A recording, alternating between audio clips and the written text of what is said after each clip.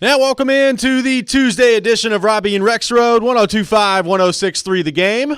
Robby Stanley, Joe Rexrode, Nick Keyser here with you on this Tuesday morning. Robby and Rexrode brought to you by Chuck McDowell and Medical House Calls, Middle Tennessee's best medical care in the comfort and safety of your own home. For more information, go to medicalhousecalls.com. Medical House Calls, where the nearest clinic is your home. Joe Rexrode, good morning. How are you?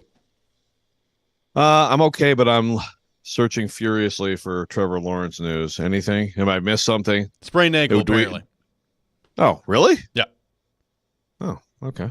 Well, then that's good. I feel better because we're on pace to get to the playoffs with like 3 remaining quarterbacks in the NFL.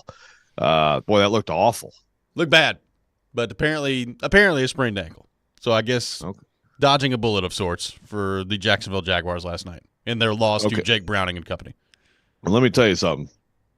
Jake Browning's good. He looked good. I mean, Jake Browning is freaking good. I mean, seriously. Like, there's more people who can play quarterback than I realize in the world. Tyler Boyd, not one of them. Whatever they tried to do last night with that pass, let's not let Tyler Boyd try to throw the football again. That was something. Well, how many times in one game does Zach Taylor want to try a play like that too? Like, dude, stop. Do you want to on that same field? We saw an amazing Traylon Burks throw across the field. You get down there, Duval, that pool starts flowing the way it is, that crowd's in there, and coaches just have to try to do crazy stuff to overcome it. Sometimes it works, sometimes it doesn't, and I had a whole lot of work down there. That's a good point. The milky pool can really mess with your brain. It can. Make sure you put your floaties on just so you don't drown. Exactly. It's rough down there with Duval. But what a win for Cincinnati to, number one, keep themselves alive in the race. And number two, now look now, Joe, but the Houston Texans and the Indianapolis Colts are 1 game back in Jacksonville. They're both at 7-5. Jacksonville now at 8-4. And Trevor Lawrence has ankle problems. Yeah, I was going to say, and that's the thing. I mean, he's got to miss a game or two, right? I would think with that. So, the AFC South 3-team race here in early December. And if you told me that in August and then said the Titans are the one who is out, I would have laughed at you. Yep, I would have too. But so wrong about so many things. That's where we find ourselves. Nick Keyser, good morning. How are you doing? I'm doing great. That's good. Cannot complain. Glad to be here. Foggy morning. It was very foggy on the way in. No question. We got a lot to get to on the program today. Caroline Fenton will join us at 7 o'clock. We'll get her thoughts on the college football playoff and the way that that's sorted out. Reaction continuing to pour in on Alabama making the college football playoff and Florida State being left out. We'll get into that with Caroline at 7 o'clock. Scott Ramsey from the Music City Bowl and National Sports Council will join us at 7:30. We'll look ahead to the Auburn and Maryland Music City Bowl matchup with him and get his thoughts on the new Titans Stadium coming in and what that could mean for the future of the bowl game, future of college football games here in Nashville. So looking forward to that coming up at 7:30.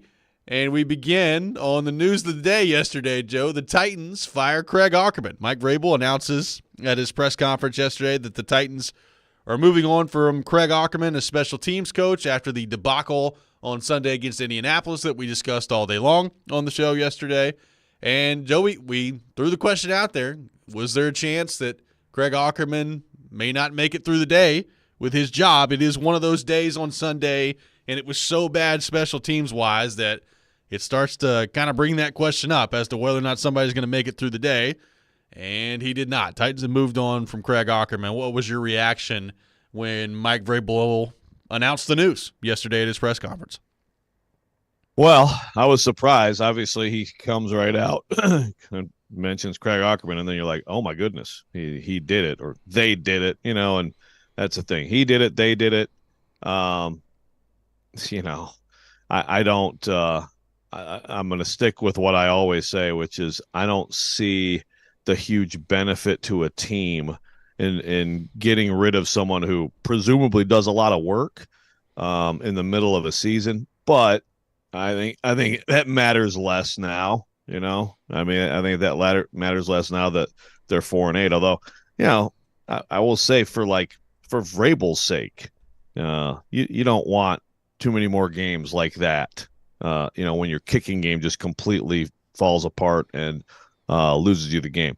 I stick with on Ackerman. It's funny because there's special teams advanced stats that actually put the Titans, very high in the NFL overall. Now I think that also has a lot to do with two fantastic specialists, right? Yep. Which I don't credit Ackerman for. I don't blame him when the specialists, are struggling. But I don't think he was some disastrous special teams coach. I don't think this was like some years-long huge issue. It was, as far as I know, I guess 1.5 people made it an issue. I'll give Kaharski a half. There were some mistakes at times here and there, But this year you got 2 games that are just like the Baltimore thing and then Sunday are just like is that fireable on its own? Some people would say possibly yes. I don't know if I agree with that, but I think it's been okay, not great. And then you have that stuff. And so I get it. Now, I still have my questions about, who started the ball rolling on this. Well, that's the thing. When this was announced yesterday, my first thought was this a Mike Vrabel decision that he came to purely on his own, or was this maybe encouraged by Amy Adams Strunk and Titans ownership? And I don't know what the answer is. Vrabel got up there and talked about how they felt like this is in the best interest of the football team now, and they're moving on from Craig Ackerman, all those things. But that was my first thought was, is this a purely Vrabel decision, or was this encouraged maybe by ownership or other parties outside of Vrabel? And I don't know what the answer is, but we talked about that yesterday. Like, Vrabel has not been an in-season coach firing guy. Like, this is the first time he's ever done it here with the Titans. So doesn't mean just because he hasn't done it before doesn't mean that he would never do it, and that there's not a circumstance that would arise where Vrabel wouldn't fire somebody in the middle of the season. But it does bring up that question to me, Joe, of was this a Vrabel decision, or did this maybe come from up top? Yeah, and I think enough. I'm trying to think what year the marketing was 16, so he had the year, and then they went to the next year. So it wasn't like that was like that really got him out. That was a different thing for him later when he got out after he fired Bobby April in 2016. But like, if you're Mike Vrabel, I think enough, I guess meddling would be the word, would make me less enthused about my job. If I was a coach in this league now, a lot of people coaching this league will tell you, yeah, well, you'd be surprised. People, the very, very rich people who own these teams, they have thoughts sometimes. Yep. And some make it more obvious than others. Like, we know that, like, Jim Irsay is telling Shane Steichen like which zip up he should wear on the sidelines, an hour before the game. And obviously Jerry Jones is just completely insufferable. But it's a good question, and I don't know the answer. But I also think that it's feasible to think that Vrabel looked at this situation, looked at the record, where things have gone, how bad that was, the fact that Stonehouse got hurt, and independently thought, there's some accountability that probably needs to happen here. Yeah, and now you've put yourself in a situation where you're 4-8. The season, for all intents and purposes, is over at this point. You're playing out the string here, seeing if you can get your quarterback to a spot where there's positive development there. The special teams part of this, and now I guess when the offseason gets here, you're looking to fill the role that way. I'm interested to see what they do there on that front. But now you're without your punter, which, we'll get into some more injuries for the Titans here in just a few minutes. But punter going to be out the rest of the year. And it just felt like, given how bad it was on Sunday, I'm not really surprised that this happened, even though that, Vrabel has never done this before, and he's never made an in-season firing. That's how bad it was Sunday, and that's why I brought the question up yesterday of that. It was so bad out there Sunday that those are the type of games that get people in this league fired. And I was actually, Joe, kind of proud of Jared yesterday. He did not spend 4 hours taking a victory lap like I thought he would. There were certain references to it. But basically, Jared's point was it's too little too late. They should have done this last offseason, was his point yesterday. Yeah, well, yeah. Well, first of all, yeah, good for him for not, dancing and cheering and talking about people rejoicing when someone gets fired. I mean, that's Correct. pretty ridiculous. And yeah, look, the thing is, like, with anything with Vrabel, it's like this has never happened before. Well, I mean, his first year as head coach in the NFL is 2018. So give him 10 years, and then you'll probably see just about everything. I mean, I don't think there's really been a situation. Well, there hasn't been. There hasn't been, unless I guess you want to talk about Downing after Green Bay, right? Yeah. I mean, I suppose that could be the situation, getting pulled over, for DUI after that game. But yeah, there hasn't been an in-game like performance so bad you're like, oh my gosh, is this guy going to get fired? There have been questions because like the offense was so bad all through last year. But yeah, I mean, I am surprised because like the first time something happens that's still the first time. But yeah, look, I can't disagree with you. And again, this is where it gets into, I mean, if you add up all of the really bad things under Craig Ackerman on special teams, and I'm not saying I remember every single game. They've had some returns, they've given up some returns, they've had some fake punts, given up some fake punts, they had fake punts that got blown up. Yep. But whatever. I mean, add it all up. I don't think any of it is fireable at all. But Sunday, yeah. I mean, that's a different deal. Yeah, no question about it. 615-737-1025, our phone number, 615-737-1025. We'll take your reaction to the Titans firing Craig Ackerman yesterday. We'll get into some injury news for the Titans as well. All that coming up next. This is Robby and Rexrode, 102.5, 106.3, The Game.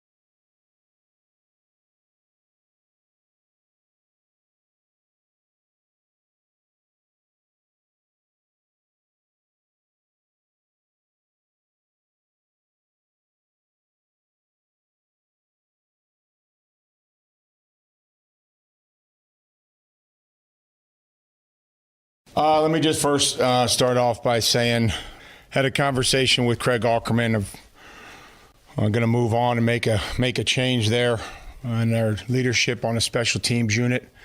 I'm excited about the possibility of Tom Quinn leading that group. Tom's going to take over those duties. Brings a lot of experience and knowledge. He's a great teacher, and so hopefully, we'll be able to continue the stuff that we've done well, which there has been some, plenty of things in there that we've done well, and hopefully, eliminate those mistakes that cost you. So I want to thank Craig for what he's done for us, certainly in the time that I've been here, but felt like this was the best thing for the team and for, the players moving forward, most importantly, the players. So with that, take some questions on the game and upcoming game here with the Dolphins. That was Mike Vrabel yesterday at the press conference announcing that the Titans are moving on from Craig Ackerman. Tom Quinn taking over as a special teams coach for the Tennessee Titans in the meantime. Joe, I did love the little ending of that by Vrabel there of, I will take questions on the game and the game coming up against the Dolphins. Good try by him. Yeah. It was good. Yeah, and then there were 8 Ackerman questions that followed immediately. But also, by the way, Monday is not supposed to be looking toward the next game, and certainly not when the next game is a Monday night game. Correct. Monday is looking back day, Vrabel. Someone should have pointed that out to him right after he said that. That's right. But it worked out all right because I don't think anybody asked about the Dolphins. No. We got plenty No one of asked time about the to Dolphins. eventually get to that one. That'll be fun. Get excited about that one, yes. Yep, no question about it. Let's go to our 1025 The Game phone line, driven by WilsonCountyHyundai.com, and welcome in Cam. Cam, good morning. Thanks for calling in. Good morning. I was completely shocked that Jared went the route that he went because I understand the losing of the job and, misplacing families and all that, but he still had a right to rub Vrabel's nose in it after Vrabel made it a point to belittle him and try to embarrass him in that press conference when he asked about Ackerman. And I just, wanted your thoughts on it. Thanks. Yep, thanks for the call, Cam. Joe, do you think Jared missed an opportunity to take a victory lap on Mike Vrabel yesterday? Well, look, I'm not going to lie and say I listened to a lot of his show. But if he didn't at all, good for him. I mean, it's not, it's someone getting fired. Now, I'm trying to think back because I've definitely heard Jared. I was there when this interaction happened. And I've heard Jared play it, and I've heard Jared be like, But was he trying to belittle Jared? Maybe we should play that, or maybe we can just you just tell me because let me see if I remember. Yeah, there was a little bit of that. Like basically, it was like he did go on this nice diatribe about third and net punting. That was good. I enjoyed that. Right. Well, like Jared asked about Ackerman, and I rolled my eyes, and so I was probably belittling Jared more than Vrabel was, but. And then he went back and forth a little bit, and then I think the laughter wasn't like when Vrabel said, "Rand, get us some more returners," right, or something like that, right? So I was that belittling Jared? No, but everybody laughed, so I guess But we weren't laughing at you, Jared. We were laughing with you. Yeah, as we always are. We don't ever laugh at Jared, do we? I mean, the thing is, as I recall, like he did. Vrabel just said, "Okay, so what are you talking about? That like what needs to be." And I don't even actually remember, like, what was the answer at that time? Like, what was the fireable thing about Ackerman at that time, right? Like they were third net punting, whatever that means. That's just because Stonehouse is really good. Yeah. I don't give Ackerman credit for that. But what was the punt returning? I guess early in the year. Yeah, Kyle Phillips muffed the punt. Right? Yep. I mean, see, all these things, this is why I would scream at Jared about Ackerman. It's like, dude, you're seriously like trying to say because they've had all these kicker issues and John Robinson, all this stuff, that's Ackerman? That's Vrabel and Robinson, man.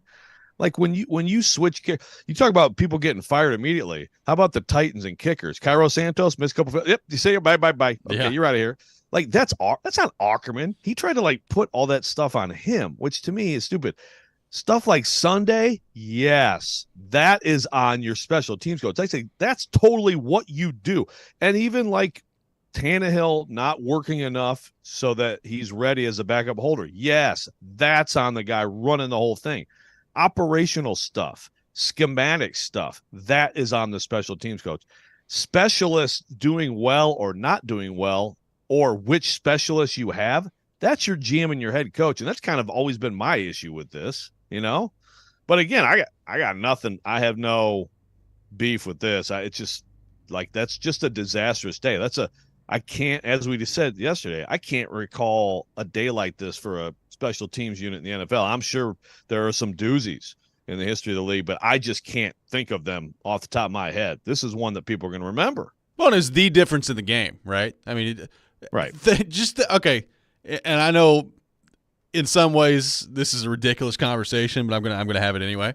Think about what we'd be talking about today if they had won that game. So that would mean Indy would be 7-6, Houston would be 7-5, the Jags would be 8-4, but Trevor Lawrence just sprained his ankle. And we'd be talking about Titans 5-7. They got 2 games with the Texans coming up, another one with the Jags. Could you find a way to get yourself back in it? Again, It's ridiculous to even think about that at 4-8, but I'm just saying, like, special teams 100% cost them that game on Sunday, and it was the difference in the game. Yeah. And I don't know that I'd go as far as to say it cost them the Baltimore game because, they made a little run, but they were kind of getting their butts kicked in that game. It did not help. Still, yeah, that's still another one of those, like, okay, that is, you have to be able to count on your special teams coach to look at the situation and say, yeah, don't touch that ball. You don't even go back there, right? Vrabel too, but that's why you pay a special teams coordinator. Exactly. So to me, what the move yesterday is cumulative from those two things. Anything before that, in my opinion, you tell me, am I forgetting something egregious? I mean, I know Jared has like gone on and on about this stuff, but I can't remember anything egregious. Nothing egregious. I mean, look, it would be nice for the Titans to at some point like have a nice return, like a nice punt return or a nice kick return, block a punt. Or yeah, sure. Do all those things. Now, how much of that has been? You can get better. Yeah, like how much of that has been personnel related? And how much of that is coaching related? I couldn't tell you. I mean, I have no idea. But no. To answer your question, there's nothing to me that's been just outrageously egregious other than the Kyle Phillips thing earlier this year, which was ridiculous, and then the game on Sunday, which is just it can't happen. Yeah. Yeah, I mean, to me, it's just a different situation, which is why we are where we are. Skyler says, Vrabel told Jared to think like a man. LMAO told Jared he wasn't a man. Well, that was a different press. That was not the same thing. Think like a dude. Yeah, but we're talking about the Ackerman presser, from last year, which I don't know. I mean, Vrabel made a funny. Can't we all just embrace Vrabel making a joke at a press conference? It happens very frequently. He's like a comedian up there at the press conference. Shecky Green over there. Rand, get us some returns. So, which yeah, he did not really do. I mean, I guess Eric Garrett's been okay. Well, I mean, actually, Spears is a pretty good returner, but you just barely ever see it on kickoffs. Right. So, not really. I mean, look, Kyle Phillips could be good, but I don't think you can ever do it again, right? No. I mean, at some point, you got to. I mean, after about the third drop ball, it's time to stop sending him back out there, would be my guess. Yeah. Look, I don't know if he's going to get on the field to play wide receiver right now, much less at special teams. So, I mean, that part of it's interesting too. Like, I mean, Vrabel was asked again about the Phillips part of this yesterday, and he's like, Colton Dowell has played well on special teams. He's been noticeable, I believe was the term that he used on special teams. And with NWI and Chris Moore and Traylon Burks getting back in there the fold, I mean, Kyle Phillips was just the decision they made. So I found that to be pretty interesting. Yeah, well, it's like if he's not a returner, I still thought he could help the offense. But I think in that game, the physicality of those guys was a difference. We'll see if, does that mean he's just going to be sort of on the shelf the rest of the way, or are there different matchups and game plans that, that would make him more viable? Jared from Spring Hill says, bros, he had like 30 examples of Ackerman going back to 2018. Yeah, but tell me some of his examples are stupid. They're atrocious. Some of them are not, but some of them are stupid. Yeah, like some of them are like, okay, this team they had a good punt returner. Okay, I mean, It happens every now and then. yeah, but like so many of the examples are again, it's like field goal kicker stuff that you can't put on him. This stuff you can put on him. So we can all be in agreement now on this because we have new information. Do you think that there's any other place in the National Football League that has spent so much time discussing a special teams coach than we have the last 2 days? Like, I understand the game Sunday was egregious, but, I mean, you're talking about guy gets fired yesterday. It's all people are talking about. We spent the first 30 minutes of the show on a special teams coach. I did think about that this morning. It's got to be a record. Talking about special teams coaches. Yeah, like I suppose here and there's been games like this, right, and then someone got fired, but can't be too much. And then between this and the amount of time he is at, just the amount of questions he's asked every week at press conference, it's the most special teams coach talking city in the NFL. So, I mean, right now, I think that's the big story in the state of Tennessee, right, is the search for the next special teams coach of the Titans. Well, and in the meantime, congratulations to Tom Quinn, who now I would presume gets to take over the press conference duties as well, talking about the special teams. Very exciting. Yeah, his debut comes Thursday, so everybody, I think we should definitely live, maybe even simulcast that. What do you think? We probably should. 615-737-1025 is our phone number. We'll continue the conversation on the Titans. Some injury news that Vrabel got to in his press conference yesterday, a couple of which are pretty interesting to me. We'll get into that coming up next. This is Robby and Rexrode, 102.5, 106.3 The Game.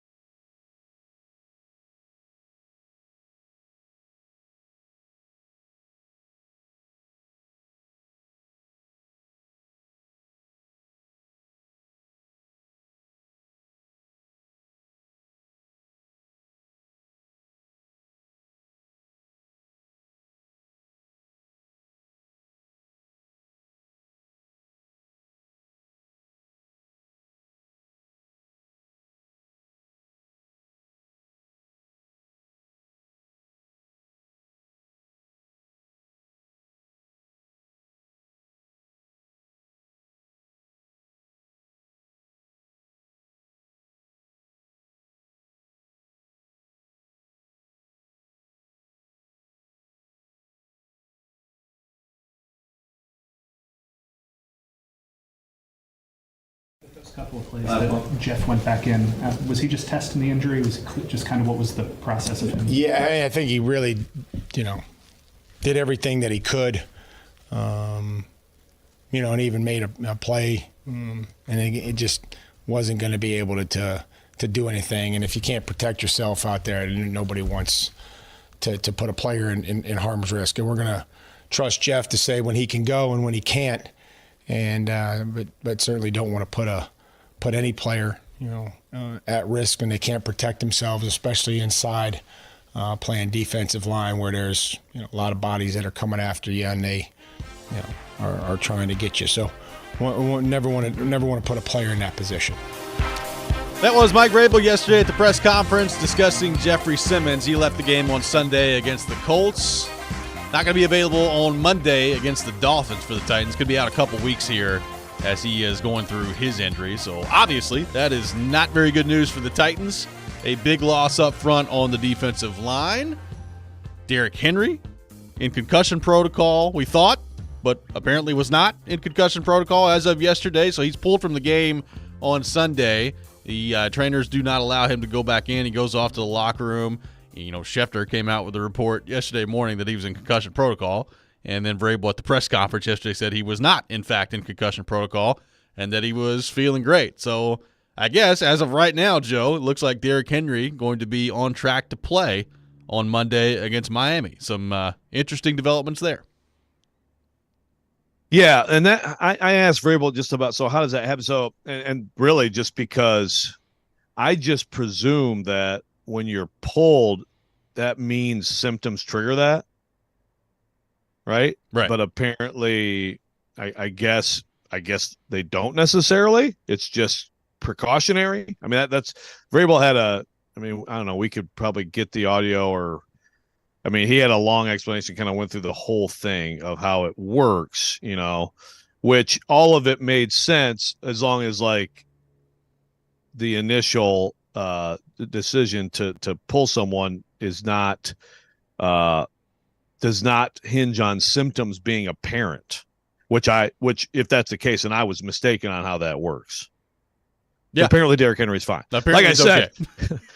like I said after the game, he's in the locker room because usually someone's in protocol, certainly they're not going to be available, but usually they don't even have them in there right during the post game. Like that's typically, I can't recall a time when it's such and such in protocol. You don't see them, typically. But Derrick's just in there, kind of, chopping it up with his teammates and stuff like that. Oh, okay, so he's fine. But that's obviously good news for the Titans to have him. And then, of course, bad news, to not have Simmons. Someone on the text line asked, should they just shut Simmons down? Seth from Summertown, and I don't know. I mean, I could make that case, but I don't know that Simmons would be for that. I don't know that he would either. I'll say this. I mean, look, they got 5 games left, so if he's going to be out 2, maybe 3, is there? If you get to 4 and 11, is there any point in putting Jeffrey Simmons back in there for the last 2 games? I mean, I would probably say no, but I don't know how he'd feel about that. Yeah, I mean, there's always, and I don't know of anything like this, but sometimes contracts have incentives that include whatever. They can include a lot of things. They can include statistical milestones, but even participation things. But I don't think that's his contract is. He's not a big incentive laden contract guy. He's a huge contract guy. So.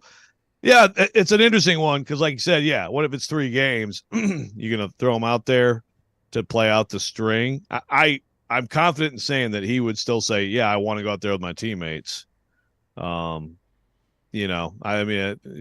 Jeffrey Simmons is that guy, but that would potentially be an interesting conversation at that point. Let's go to our 102.5 The Game phone line, driven by WilsonCountyHyundai.com, and welcome in Kenny the mailman. Kenny, good morning. How you doing? Good morning, good friends.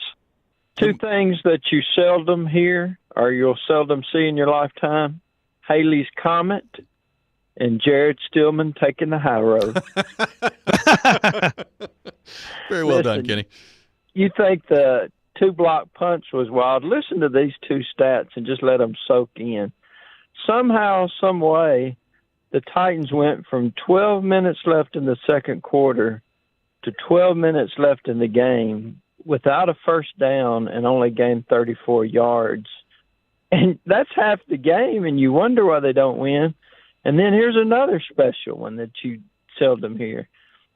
This is a passing league. Every rule is geared to throw the ball. The Titans only had one wide receiver catch more than one pass. Yeah. Y'all have a good day. Thanks, Kenny. Appreciate it. I mean, we talked about that yesterday. I think Chris Moore had one catch on one target. NWI had one catch on 3 targets. And then Hopkins had 5 catches on 12 targets. I mean, it was not a lot going around other than DeAndre Hopkins at the wide receiver position. And, again, that's where Burks comes into play as well of not playing very many snaps.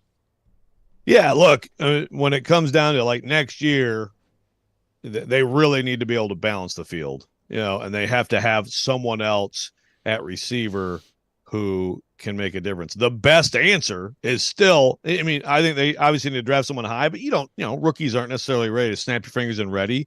They are more likely to be ready now. Excuse me. But, the best answer there is Traylon Burks next year. And I know some people will be like, I don't know that it is. Well, I don't know that it'll work out that way, but that's the best case for the Titans is that it will, right? Yeah. And while they have to absolutely go out and try to find someone. But along with protecting Levis, they have to balance the field. I want to get to this from Zach on Ackerman because I like Zach. Zach finds good information. He says he was terrible for the Chargers in 2016 as well. Here's his bullet points on Ackerman. Repeatedly had returners who've made poor decisions, lots of penalties, top 12 in special teams penalties each of the last 3 seasons. Never been ranked above 21st in special teams DVOA in any of his years. Highest was 21st. So, yeah, look, I think at some point it's fair to say, can you be better at anything, right? I mean, and that's the charge for Vrabel, I think, is looking around. I mean, look around at, he went internal on offensive line coach. Can you be better? Can you have a better offensive line coach? Can you get a great offensive line coach? I mean, D coordinator, sure. Like, would you rather have Jim Schwartz than just about anyone as your D coordinator? I would say, yeah, Sure. But it doesn't mean that was necessarily how that was going to turn out. But no, I think that's you want continuity and you do want people you trust. But also, if the performance over time is, even if it's just which I think is what really was been the case before this year, it's been well, at some point it's fine to upgrade on Chuck on the text line, going back to the Hopkins part of this, was part of the reason that Hopkins was the first look and Levis didn't have time to look at anyone else. I'm sure that's probably – I mean, look, he got hit 9 times. He was sacked 6 times, so we know what the pass protection looked like for him on Sunday. I'm sure that's part of it, Joe.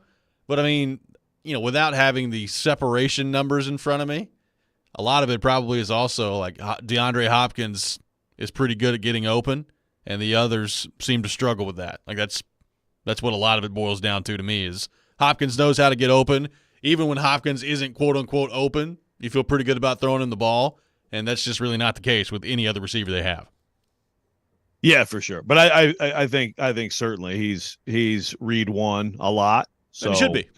Yeah, he should be. He's read one a lot. He should be. And yes, a quarterback in this offense right now isn't getting to read 4 too often. Yeah. So, but yeah, you got to have more help from guys. And like NWL make a play, make some plays. He's had some good games. Chris Moore will make a big play here and there. I think both of those guys have been fine. Both those guys have been fine in what you've asked them to do.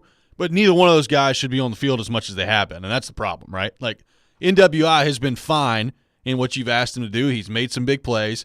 Chris Moore has actually, like, down the field-wise, been better than I thought he would be in making some of those plays.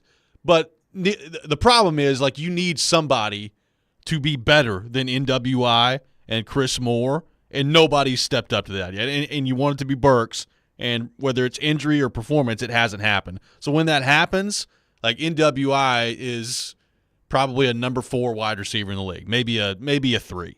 Same thing for Chris Moore. So that's what you run into is like when you don't have that bona fide number 2, like it's just really difficult for other wide receivers to make plays as consistently as you need a number 2 to make.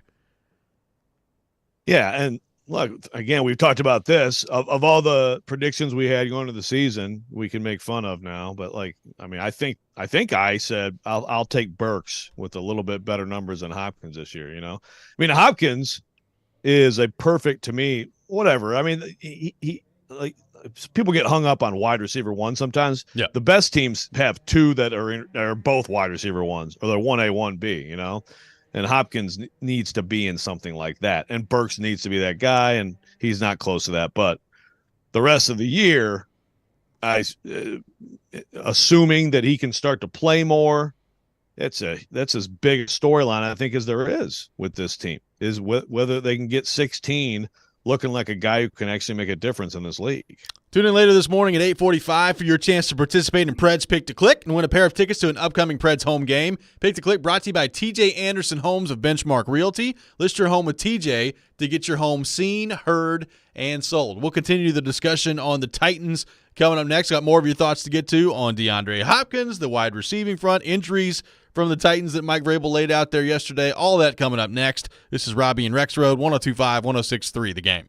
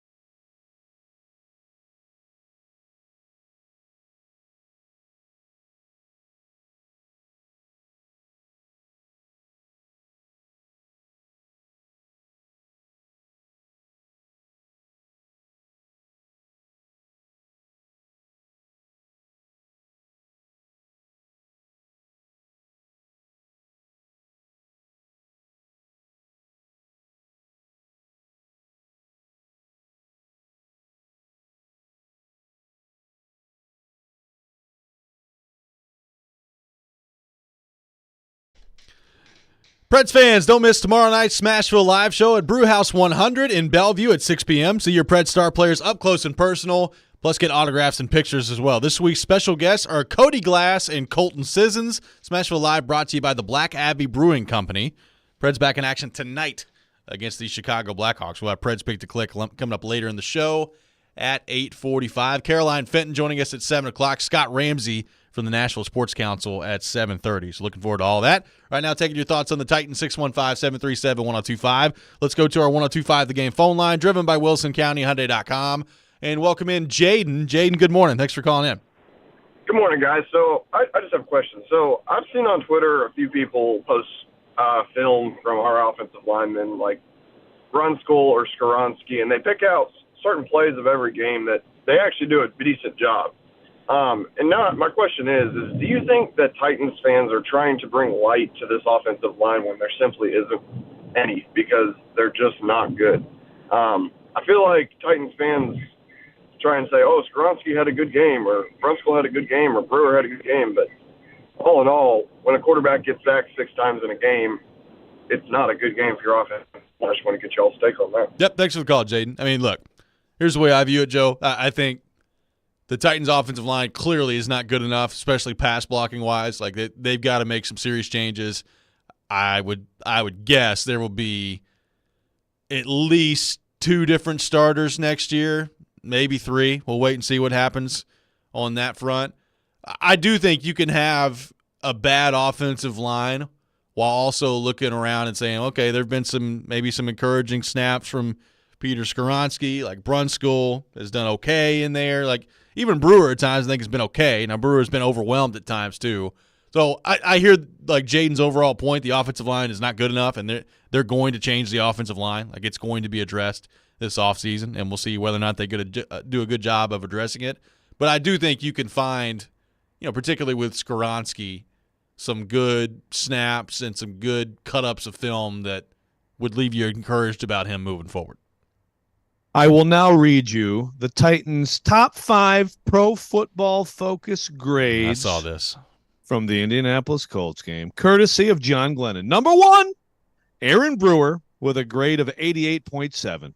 Yep. Number 2, Dylan Radins with a grade of 82.2. Number 3, Derrick Henry, 79.6. Number 4, Daniel Brunskill, 76.4. Number 5, Peter Skoronski, 73.9. And that's probably a pretty good example of why we should never listen to PFF rankings ever. Well, this is not Titans fans trying to pick out a good play here or there. I'm just saying, yeah. Of course, I'm mostly facetiously speaking here because I just think the PFF instant grades are it can't be. And those grades, honestly, if you were grading on a weighted scale that puts more on run blocking, I buy those grades. Sure. Titans had a very good run blocking day against the Colts. Grover Stewart's not in there, helped them, but I mean, look, they created seams consistently. They got push. But here's the thing, Jaden, on that question. I mean, if you go through a game and you want to focus on one lineman, well, let's say there's 50 snaps, whatever, in a game, 50, 55 snaps, whatever it is. I mean, I for the most part, I bet you 40 of them are going to be fine off the jump, like fine. Some really good, and all of them fall in the category, like 80% of them automatically are like, yeah, okay. But if you have 5 horrific snaps, then that's the thing. You can flip it around too, because some people just look at Andre Dillard, who's not good, don't get me wrong. But like I've seen more tweets of look at this worst snap of him from the game when he got completely bulldozed and the quarterback got hit in 0.3 of a second, right? I can find you a bunch of good snaps from the same game from Andre Dillard. Right. So, but that's the thing. I mean, you can't have those just complete Olay moments. And also, I think a big thing with like Skoronski, and I think some of it is the changing left tackle. From what I've seen, is like definitely like twisting games. He's missed some stuff and looking like a rookie. Where it's like if you get some continuity on that line and stability and a good left tackle, that's the thing to go with him, then you probably see that get a lot better. Like I've heard some Titans fans talk about being kind of underwhelmed with Skoronski, and I get it. Like when you're first off, for like for myself, and I think for most people who are like your average football fans, like it's really tough to sit there and like really determine how good of a job or how not good of a job your left guard is doing in most games without going back and like watching every snap and honing in on him individually. But like how much has the revolving door, and not just the revolving door at left tackle, but how bad the play has been at left tackle, how much has that affected Skoronski and what he's trying to do at left guard? I mean, it has to be a factor in the discussion of his play and what we're talking about. Right. But like to your main point is, look, I mean, they have to get better. Now they can't replace everybody. They're not going to replace everybody. I think both guards being back is a real possibility, and I think that's probably fine. Yep. And again, the Brewer thing, maybe that's next for Jared to take the high road. That's got to be pure obsession now. Is Brewer? You can do better for sure. The idea that he's this massive issue is, I think, inaccurate. But the tackle position, the tackle's what you have to figure out. And this is where Jalen Duncan is, at least to me, Jalen Duncan is auditioning right now to be a strong choice of swing tackle. Maybe I'm selling him short a little bit, but if you had a good swing tackle, young, hasn't had major injuries, on a rookie deal, that's a nice thing to have. Well, you take it. And I thought, and you tell me if you disagree, I thought Vrabel, TD asked him a question yesterday about, pass blocking, run blocking, and kind of the difference there. And Vrabel went into this answer about how basically what you just said, like you could find good snaps where the line as a whole is run blocking really well. You could find good snaps where they're pass blocking well, and maybe some snaps where they're not doing either well. I thought overall, though, like he sounded somewhat encouraged by Jalen Duncan and the job that he's done and the progress that he's made to this point. What do you think? Yeah, no, I think it's been encouraging. It has. I mean, for the most part, there was in fact, I think it was actually TD had a tweet with a snap or two from him that was like, oh my gosh, right, from Sunday. Yeah. But no, considering the book on him. Again, he led the Big Ten in sacks allowed last year, so he got drafted despite really not performing well in college because of the traits. That he would speak to some good offensive line coaching, I would say. I mean, if you want to look at player development or player improvement, I would say, and you think about him in camp, I never would have guessed that he'd be ready to be in an NFL game this year. So it's good. Now, the question is just like, where does that end? Like, right. The trajectory is good, but there's also then the ceiling, like, where does it stop? I mean, if he keeps getting better, then it could be one heck of a find.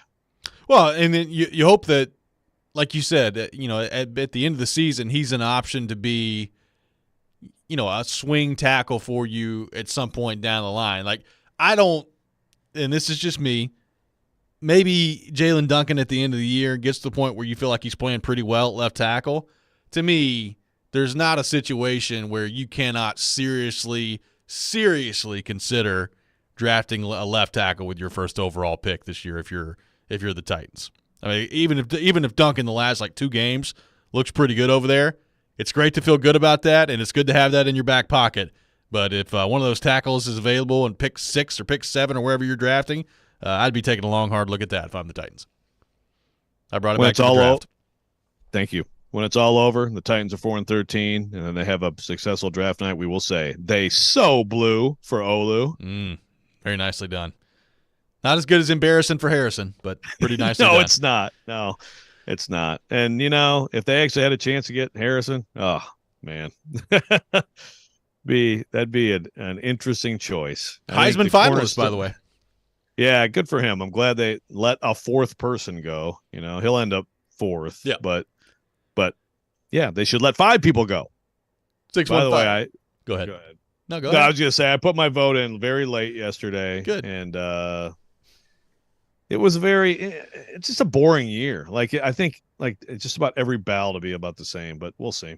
615-737-1025, our phone number, 615-737-1025. Speaking of college football, coming up next, we'll be joined by Caroline Fenton. We'll get her thoughts on the Heisman Trophy race, the college football playoff, conference championship weekend, all the above. That's next. This is Robby and Rexrode, 102.5, 106.3, The Game.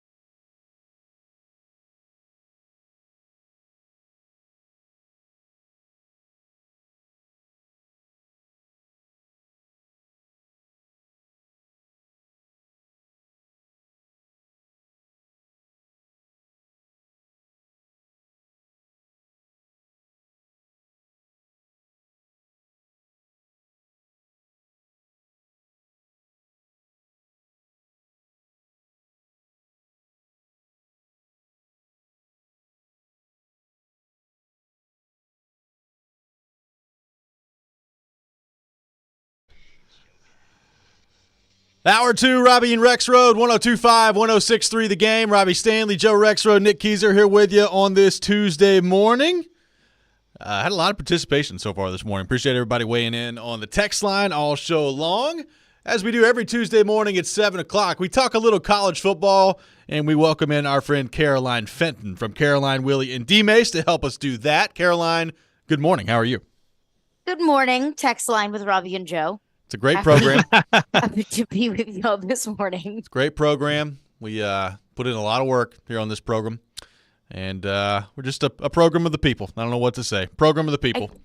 That's all you can be, really, these days, is a program of the people. That's right.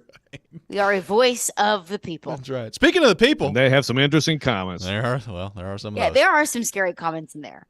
Speaking of the Some people, that shouldn't see the light of day. oh, yes, many that shouldn't see the light of day. A lot of people upset about the college football playoff, Caroline. I got to say, Yep. deep down, I believe they got it right. I did not have a problem with the 4-team selection. However, I understand if you're a Florida State fan, or more specifically a Florida State player, you have every right to be irate with the way things have gone down here. What do you make of the decision by the committee and the way that things shook out with the 4-team playoff with Alabama getting in over Florida State? It depends on what you consider right. Because Boo Corrigan, chairman of the college football playoff, said it's our job to get the best 4 teams in the college football playoff, not the 4 most deserving teams. I think that's kind of flawed logic, but okay, fine. Let's talk about the 4 best teams. I think Georgia is one of the 4 best teams in the country. I don't think that that Georgia deserves to be in because they lost to Alabama. But if you want to say that you want the 4 best teams in the country, I don't know if I would consider Texas one of those 4 best teams. I think Georgia would be one of the 4 best teams. If you want to talk about the 4 most deserving teams, then you absolutely positively did not get it right. Because never has an undefeated Power 5 conference champion been left out of the college football playoff. I mean, Florida State did everything right. They won their conference. They beat a top 15 Louisville team. They scheduled a non-conference Power 5 team and beat that team in LSU.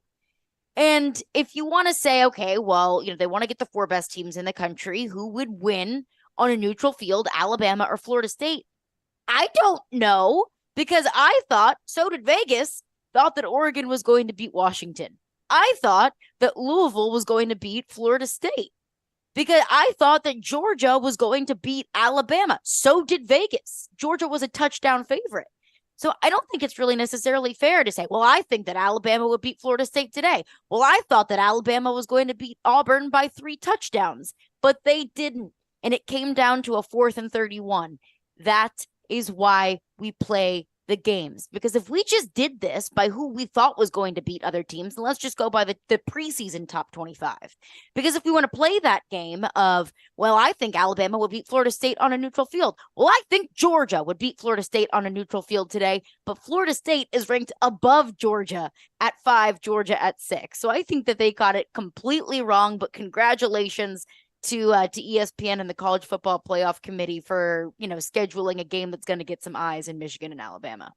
Yeah, well, I hear you, and I think you're right when people frame it like this would happen, that would happen. Yeah, I mean, we're wrong. But that's so not what did happen. No, I'm agreeing with you. Yeah.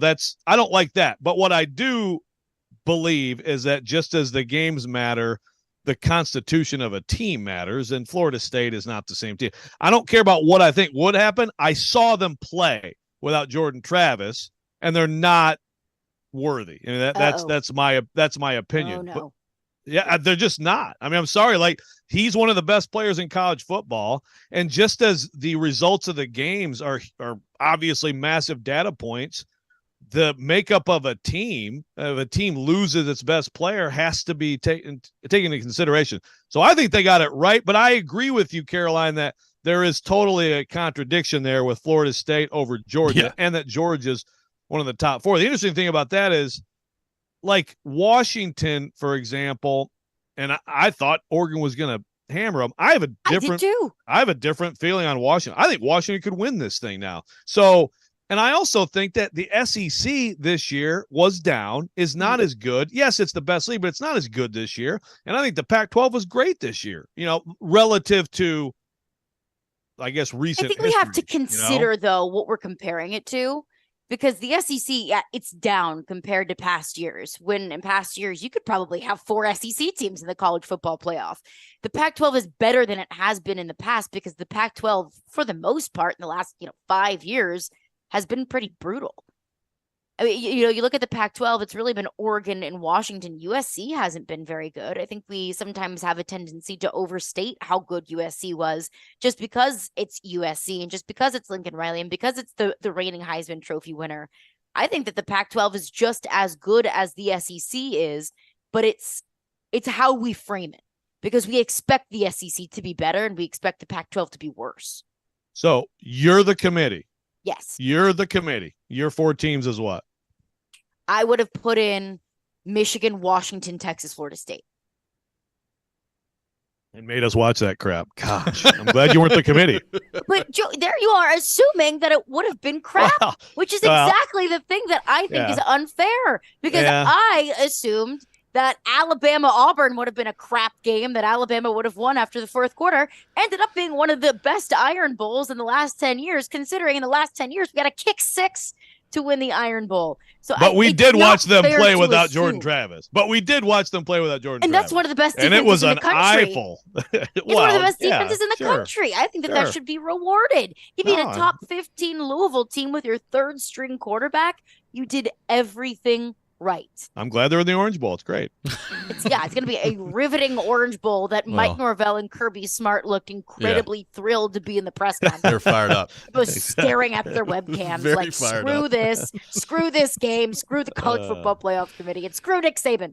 Caroline, I got some numbers for you. So this is from On3 Sports. They put this out. So yesterday is officially the opening of the 30-day transfer portal window. So people have been announcing they're hitting the portal for like a week and a half now. But yesterday, the first official day that it's open.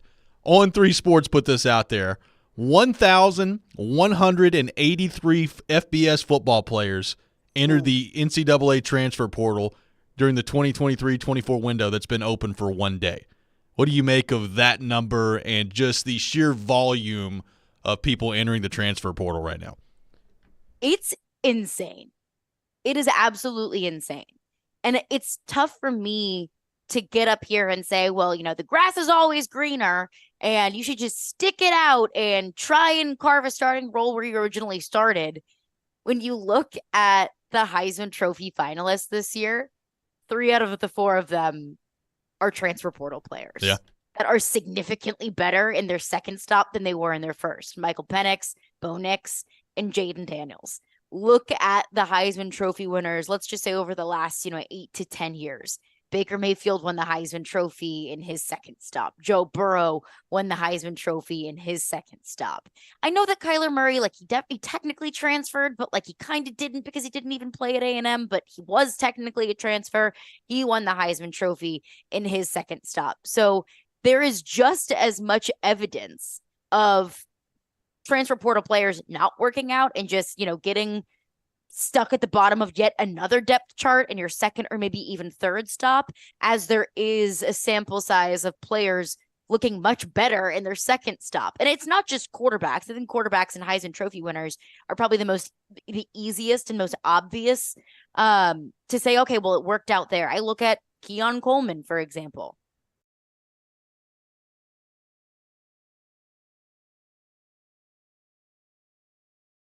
Championship, and Keon Coleman absolutely could be a first-round draft pick. So just the sheer volume of players entering the transfer portal is astronomical. But I think from the player's perspective, they can look at it and say, well, that's all I need to be that next Joe Burrow, to be that next Keon Coleman. And I think that coaches can look at it and say, well, I need players from the transfer portal. You look at so many teams that have been able to make such a massive and quick and drastic change within their program because of the transfer portal. Now, I don't believe that you can build a program via the transfer portal. I think that you can build a team via the transfer portal. You have to recruit and you have to have homegrown talent. But just both from the player and coach's perspective, the transfer portal is absolutely paramount, and I don't see it slowing down anytime soon. Also, very active in the lacrosse transfer portal. Yes, apparently so. That's Yeah. right. I like the switch to lacrosse. Notre Dame. Yeah, big lacrosse girl. Well, Nick Saban, longtime developer of good lacrosse players. No doubt about it. Yeah, that's add that to his resume. Beat So a bowl eligible team with a lacrosse player at quarterback. And got Butch Jones another job. I mean, he's got the resume is just what can't he do? Yeah, he's amazing. How you feeling about Jaden Daniels? I mean, he's gonna win. He's gonna win a it. landslide. He's going to win it, and that is what I have been banging on the table for the last month.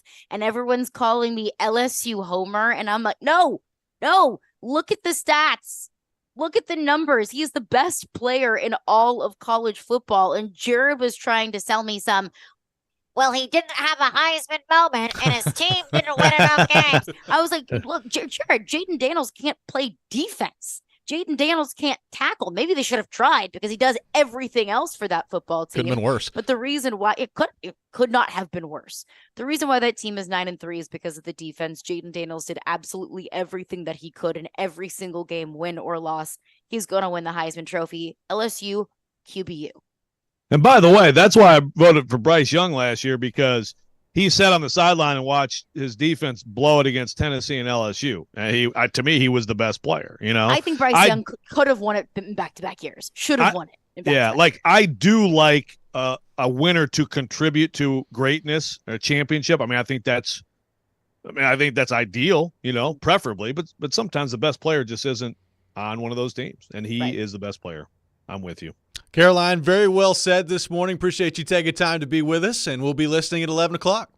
Appreciate y'all. Have a good one. You as well. Caroline Fenton, our guest on Robby and Rexrode, joins us every Tuesday morning at 7 o'clock talking all things college football.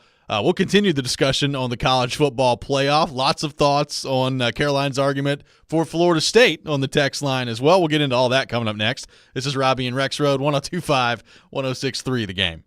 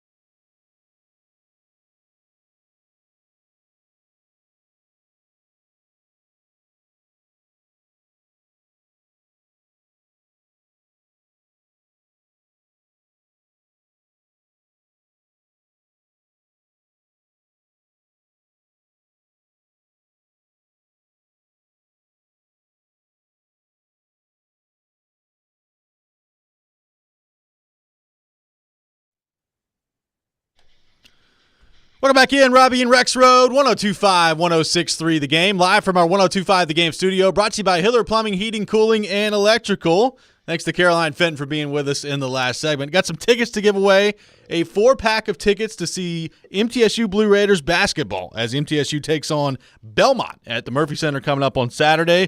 Be caller 3, 615-737-1025, our phone number, 615-737-1025. Caller 3 will win a 4-pack of tickets to see the Blue Raiders take on Belmont at the Murphy Center coming up this Saturday, 615-737-1025. Joe, reaction is still pouring in hot and heavy on Florida State being left out of the college football playoff, Alabama being left in. I thought a well-articulated point by Caroline Fenton in the last segment on her stance that Florida State got screwed in this matchup, even though I disagree with her. Yeah, I mean it was well articulated and wrong. There's been a lot of well articulated wrong opinions. I mean, like my I should say like they work for me. My college football team, the Athletic, like let's see, your cronies, David Ubben, yeah, all friends of the show. David Ubben, Bruce Feldman, Nicole Auerbach, Ari Wasserman. Who else have we got? Just whining. Who else do we have? I mean, like everywhere I turn, it's like you guys all think this is just an absolute travesty. It just, first of all, take it apart from this situation individually. You know, there's a lot of teams with a 1 at the end of their line, and maybe you disagree with me on this because, you know, I value being undefeated. But also, I care about who you played. And I agree with Caroline, you know, great point about Florida State scheduling LSU. Look, if Florida State has its quarterback, there's no conversation. But we keep getting the same recycled arguments. One, the Ohio State argument from 9 years ago, which you just debunked on the text line. Look, Ohio State won out and put an absolute blasting on Wisconsin, 59-0, and Cardell Jones was almost perfect at quarterback. And everything else about that team was national championship caliber, and so they got in, and people were angry. That is completely different from this situation in terms of what we saw on the field. I'm sorry. But the sneaky part of the Caroline segment that got some people ticked off is she said Texas should be out. Ooh, that's spicy. I did see that. I disagree with that. They did win at Alabama. I know. Right? They did win at Alabama. But, yeah, the Florida – like – I'm so disappointed in basically college football media at large, all of them. I'd take all their Heisman votes away if I could. Well, this is going to set up, you know, like I saw somebody tweeting this the other day. Like if Florida State loses to Georgia, it's going to be, well, see, look, there it is. They had no business being in there. And if Florida State beats Georgia, it's going to be, well, Georgia, they didn't want to be there. They didn't want to be in the Orange Bowl. Wow. I'm looking. I want to see the list of opt-outs, okay, yeah, before we even get to that game. I'm sure it'll be I mean, is Kirby Smart going to opt out? I'm not coaching. Be like Vrabel in the preseason, have an assistant coach the team, you know? I will not be there. Yeah. Oh, man. I mean, it's just like life is not fair, you know, and it sucks. I'm sad for Florida State. I hate it for them. I really do.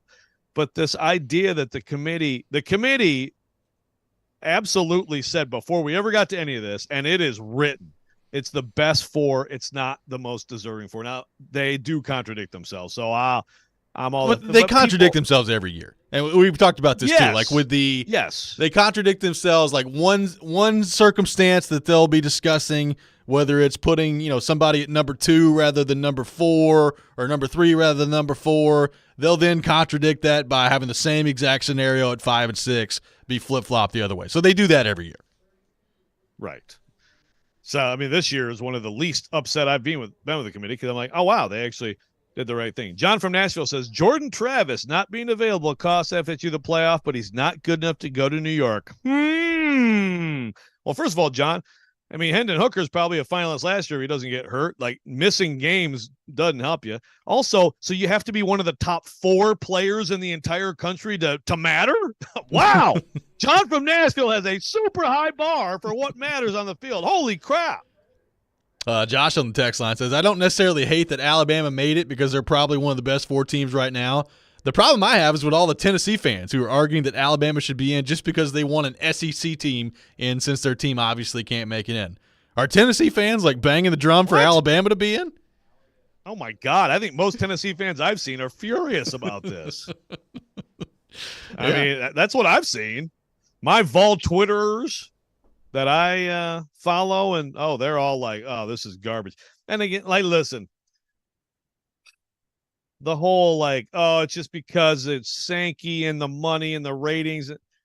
Guys, like the committee, for all their flaws and their contradictions, it's a very tough job. But I mean, for all the fair criticisms, dude, they're not sitting there like, okay, now let's really talk about ratings. Yeah. We got to do this.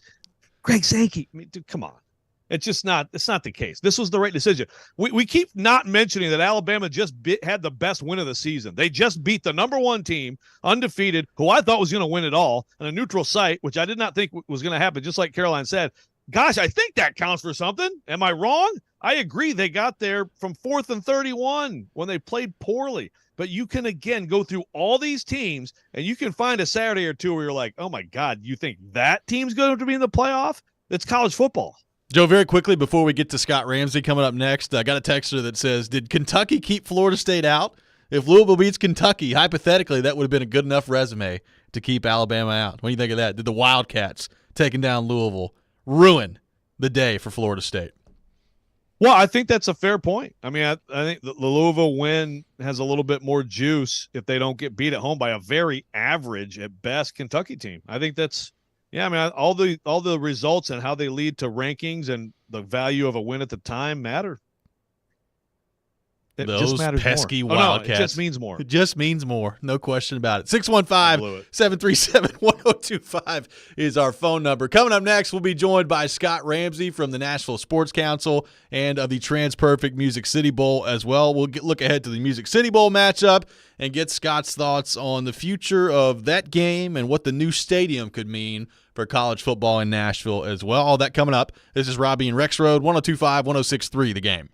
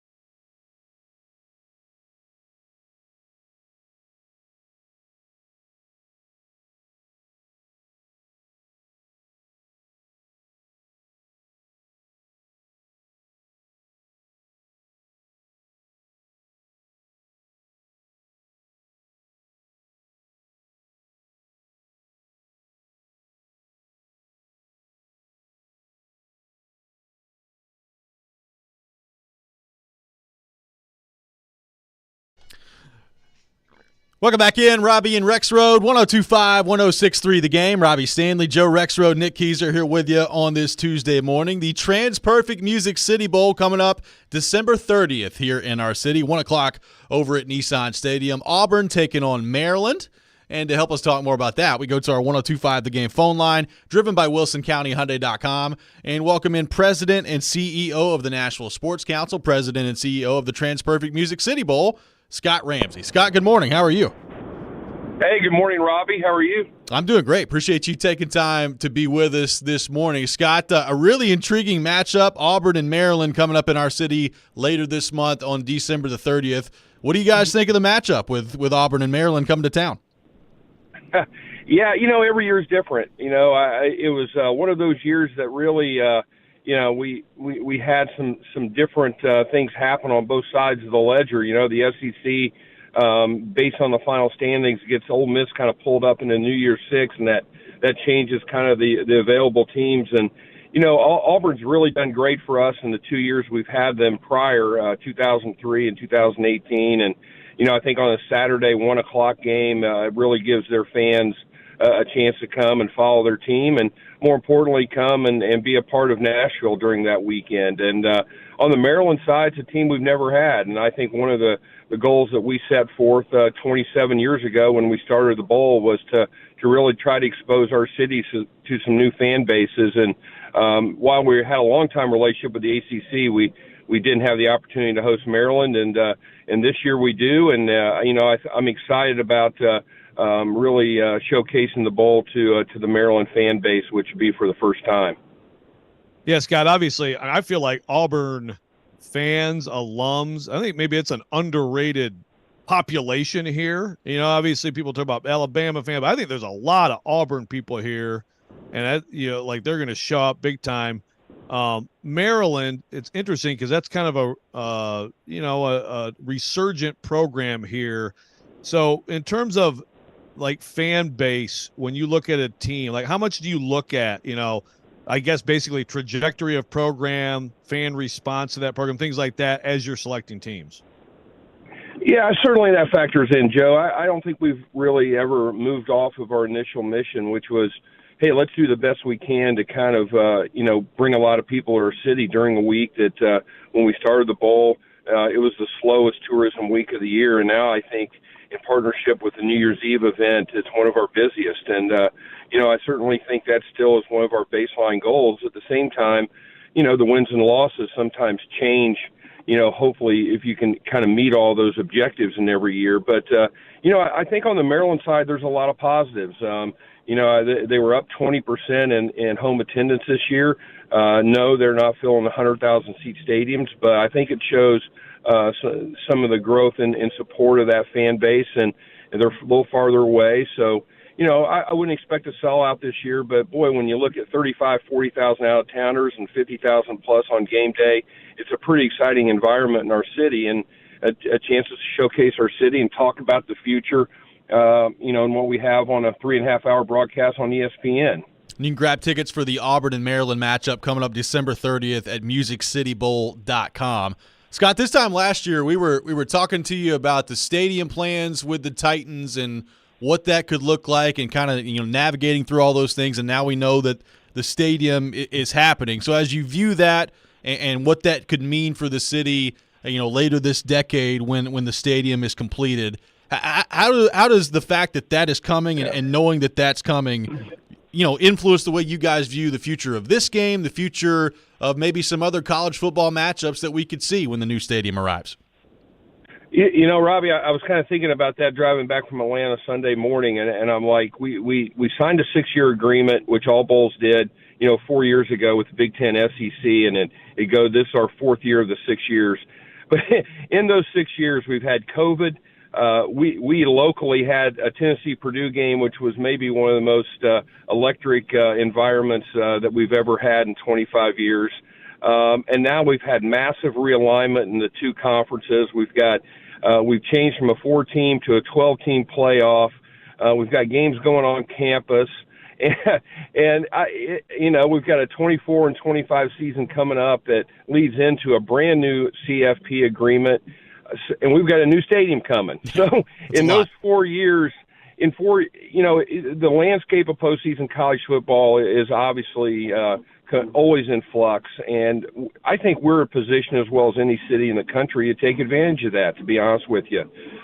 Yes, we're in a current contract. Yes, we've got Nissan Stadium open air, but the time we get ready to start chasing national championship games, and hopefully we'll have the opportunity to bid on and chase and compete for some of the playoff games. We don't know that yet. They haven't set those parameters or those guidelines of where they're going to try to play those games. But we're going to be in the starting blocks, ready to compete, and hope we get the opportunity to do that. Yeah, how's that work, Scott? Because I think, and I remember last year we talked about, obviously there's hope for the playoff. You got some of these bowls that, of course, the Rose Bowl and things like that you expect to be involved. But the national championship game is a totally separate thing, of course, and that's going to be a different place every year. So, how do you view the timeline of that and what all goes into, a bid for something like that? Yeah, right now, Joe, we're in kind of the waiting room, and I think decisions have to be made at the College Football Playoff organization, which is the commissioners and the presidents, and the new Richard Clark, the new executive director, taking over for Bill. They've got 3 really big things in the next probably 12 to 18 months that they've got to make some decisions on and take to market. One, as you know, they've got to finalize their media rights deal for 26 and beyond. That also is going to then dictate kind of the game dates. So when you look at a national championship game, it's just not saying, hey, let's go play here.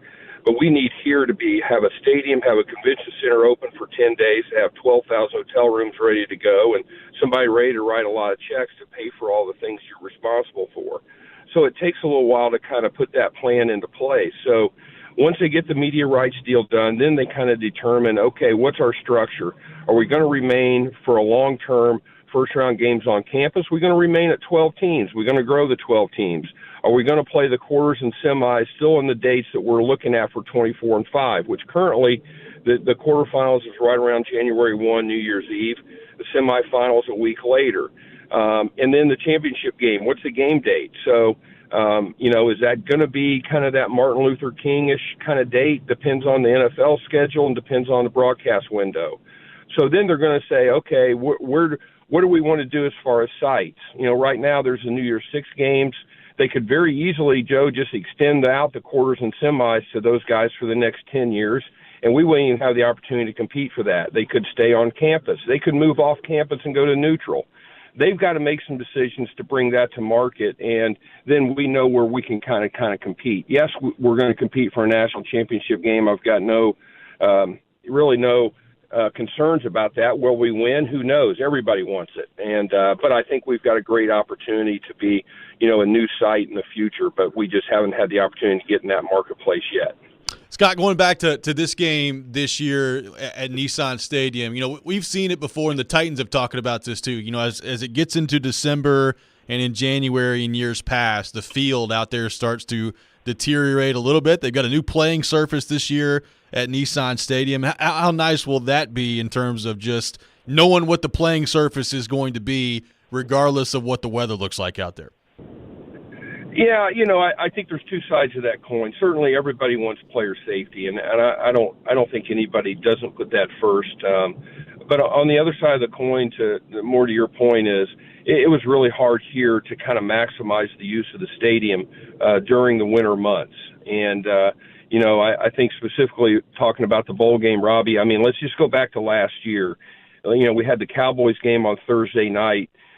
We always try to kind of schedule on the 30th if we can, so we can maximize the hotel capabilities and the city capabilities with the New Year's Eve event. So the 30th was going to fall on Friday, which was a good date for us, but when the Cowboys schedule came out playing on Thursday, we moved, and ESPN was nice enough to move us to Saturday morning. Well, the sweat there was after Thursday night, had we got a rainy day on Friday, it was really going to be a tough situation for us on Saturday. So the ability to schedule things in a more definitive manner knowing the playing surface is not the concern about making it playable for both events is really going to be a positive, and really allow the Titans and Adam News and some of us to chase some events that kind of really back up to some of those Titans games, and you can turn the field much quicker. Okay, you may not love this question, Scott, but I got to ask you.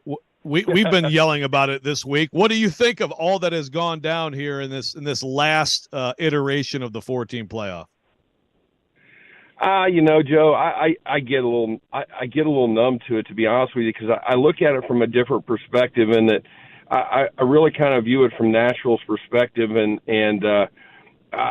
for us, the change in the system was really the teams of Penn State and Ole Miss getting pulled up in the system changed who we could have possibly had for our game. I still think it goes back to situations of college that's different than NFL. One, you don't have a central scheduling body that can schedule the games to try to create data points to compare teams. So, and you don't have one league that can create divisions, whether they're equal divisions on an annual basis or not, to kind of play into a playoff system like an NFL. So I think when you have the conferences creating their own scheduling, it's always going to create some sort of subjectivity in trying to create a number of teams, whether it's 2, 4, and really next year 12. Think about the committee next year. While it may not be quite as intense as the 4, they're going to have to decide who's 12, who's 13, but more importantly, who's 8 and who's 9, because 8's going to get a home game and 9's going to get a road game. Yeah. So that's going to impact their ability, quote unquote, to navigate through the bracket to get to the championship. So, anytime I think you've got the independent conference set up like you do in college right now, and who knows about the future. We just talked about all the lightning speed changes that are happening. I think it goes back to that point, and it's an imperfect process trying to create a perfect solution. The TransPerfect Music City Bowl coming up December 30th here in our city at Nissan Stadium. Auburn taking on Maryland at 1 o'clock at Nissan Stadium. You can find tickets at musiccitybowl.com. Scott Ramsey with us this morning here on the show. Scott, thanks so much for taking time to be with us this morning. Great to talk with you, and we'll talk to you soon. You got it, guys. Thanks, Robby. Tell your mom and dad hello. Absolutely, will do. Scott Ramsey, our guest here on Robby and Rexrode. We'll take your thoughts, 615-737-1025, our phone number, 615-737-1025. Coming up next, it's time for the Rex Rant with Joe Rexrode. You can check it out every morning here on the program. We'll do that next. Robby and Rexrode, 102.5, 106.3, The Game.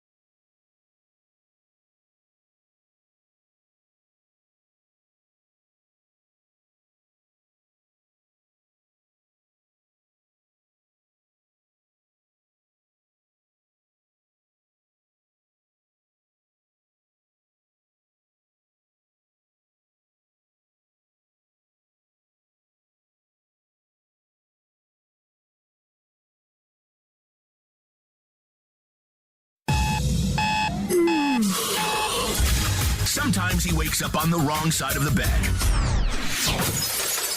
And sometimes he's just, well, Joe. Awkward moment, let's do it. This is the Rex Rant, now on Robby and Rexrode. I'm trying to get our players to listen to me instead of listening to you guys. Like rat poison. It is that time of the day, time for the Rex Rant with Joe Rexrode. You can check it out every morning at 7:45 here on the program. Joe Rexrode's rant of the day. Joseph, I sense a college football theme incoming. Well, I can't stop on this. And, I called out all my college football coworkers for their wrong opinion. And Pat Forty, I would say anybody who covers college football, this is a travesty. And I just want to highlight a coworker of mine that I really appreciate. And, I'm going to read this. It's very interesting. Some people do quote threads. Kyle Tucker has done a quote tweeting himself thread, which is a little bit confusing, but interesting strategy. I like it, but that's okay. Some people like quote tweeting, like Andy Staples is like a serial quote tweeter. It's really bizarre and annoying. Sometimes it's okay to just respond to somebody. You don't have to say like every dumb tweet someone sends it. You don't have to quote tweet it. Spotlight it. So we all have to read it, but I want to read Kyle. I just quote tweeted him because I wanted to highlight this, and also I wanted to honor his love for quote tweeting. And my quote tweet. Well, first of all, I'll read what a lot of quote Kyle, tweeting going on. I was worried a little bit that maybe like I was in violation of something at the Athletic, like some policy I hadn't read. Where we all must be outraged that Florida State didn't make the playoff. I was like, oh, crap. This was like in the handbook or something. And I oh, my gosh, what have I done? Okay. So here's what Kyle, and this was apparently, I guess this was apparently like late morning yesterday, but hey, whatever, man. I had to catch up on some stuff. Kyle says, I think reasonable people can disagree and make valid points on both sides about the Bama FSU controversy, but treating it like some kind of travesty just because one team had no losses in clearly the worst major conference is a bit much for me. Also, let's quit with the ACC versus SEC record. Truly, stop it. The ACC beat 2-10 Vanderbilt, 5-7 South Carolina twice, 5-7 Florida, 7-5 Texas A&M, and 9-3 LSU. And I'll add, LSU was beat by Florida State when it had its quarterback. There's that. Kyle continues. No wins over ranked Bama, Georgia, Missouri, Ole Miss, or Tennessee. SEC's number 7 team, Kentucky, won at the ACC's number 2, Louisville, by the way. Good point there, too. And finally, for Kyle, people act like there was some kind of ACC, SEC football challenge the ACC won. Line up each league's 1 versus 1, 2 versus 2, 3 versus 3, etc., and it would be a bloodbath. Agree with all that. Now, I'm with Carolina and the would be. This would happen. That we're wrong a lot, but those things happened, and if you want to talk about numbers like the SEC, ACC, let's look at strength of schedule for Florida State, which is in the 50s last season, whatever it is way down compared to, say, Alabama. So I said, bless this quote tweeted thread from Kyle. If you need me to help give a presentation at company headquarters, let me know. The PowerPoint will be ready. I mean, if I have to take on my coworkers, I will. I am so glad that I have a coworker who is on my team. And Robby, I'm proud to have you as a coworker on my team too here. I don't know how it all shakes down here at the game. Caroline's on the wrong side of history. What else do we have? I don't know. Who else? Do we have anybody else on the right side of history with us? I think Chase is with us. I think Chase is with us. Yeah. Okay. Big Joe, wrong side of history. I think so. Okay. Yep. Okay. Anybody else? Who else? Stand up, and I mean, Jerry was too busy talking about Craig Ackerman 4 hours yesterday, so I don't know. But he was taking the high road. You tell me. I was taking the high.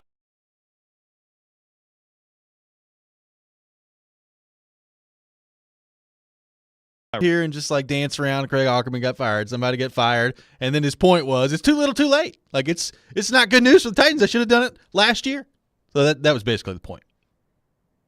Not to change the subject, since this rant is again about the college football playoff situation, and I'm open to more texts who want to attack me, and I'll shout you down. A lot of that so far. But what if the Titans would have fired Ackerman earlier? Like they'd be 8-4 right now.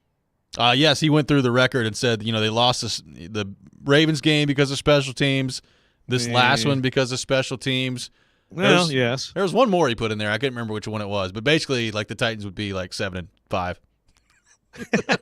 So who knows? Yeah, I don't think they would have won the Ravens game anyway. But hey, I agree that Sunday they lost it flat out because of special teams. So there you go.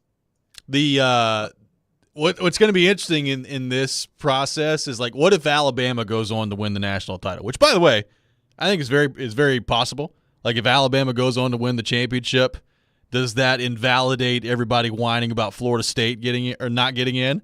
I don't know, but that's going to be interesting to watch because I do think there's a chance that Alabama might go on to win this whole thing. Obviously there's going to be, Michigan's favored in the game.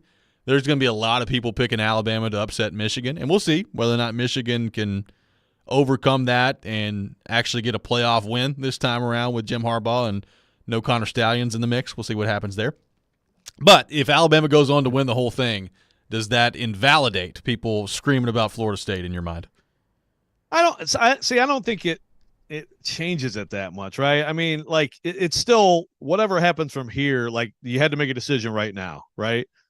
I mean, and the thing is, and this is not like, I agree with what Caroline said. Like, I think Georgia is one of the best 4 teams. It's actually funny because we were like, we were having this argument before Vrabel came into the presser yesterday, and so he got in a little bit, like, he actually probably like, I think maybe Georgia got hosed. I'm like, well, that may be a fair point. Maybe. And then I said, next year in the 12-team playoff, maybe your Buckeyes can get in the playoff. But I'm sure you love that. I mean, Georgia's one of the best 4 teams, right? So, so it's not like they went purely just that. I mean, I think they did. I think they got it right. I'm sorry. I think they got it right. LD says Jared said he was sick over the playoffs. Like, good. I wanted to – I feel even better about where we stand, Robbie. We are on the right side of history, and Jared's on the other side, which makes it an even righter side of history. Thank goodness. John on the text line says, Robbie, I agree Bama could win it all, but what if Bama loses to Michigan by 20? Does that invalidate your position that they deserve to be there? This is from John on the text line. My answer to both of those is no. What happens from here happens. I mean, when Ohio State won it all in 2014, there was so much anger about Ohio State getting in over TCU. TCU, right? It was TCU and Baylor both? TCU and Baylor basically? both, yep. Yeah, there was so much anger about that. And then they went and just absolutely destroyed everybody. Everybody was like, okay, well.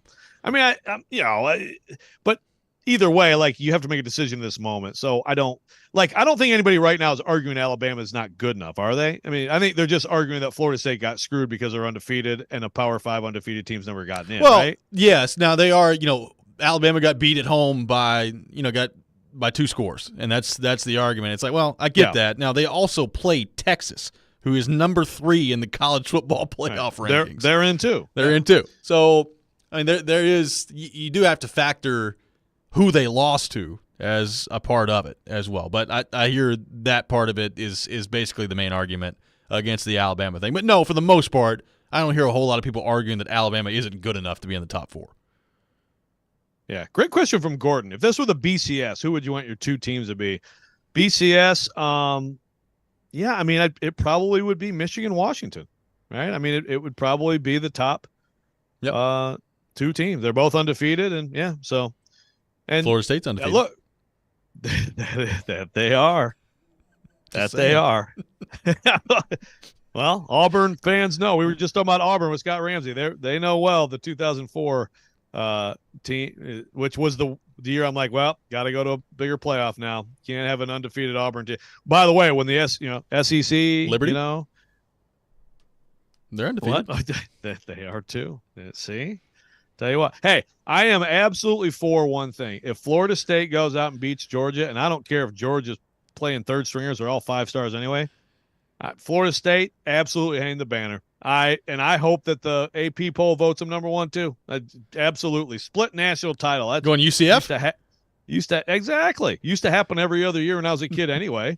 I absolutely support Florida State claiming a national championship, even if they play, bunch of backups and Kirby's in the Bahamas for the game. 615-737-1025, our phone number. We'll continue to take your thoughts on the college football playoff. We'll get into the firing of Craig Aukerman by the Titans yesterday coming up next. You're listening to Robby and Rexrode, 102.5, 106.3 The Game.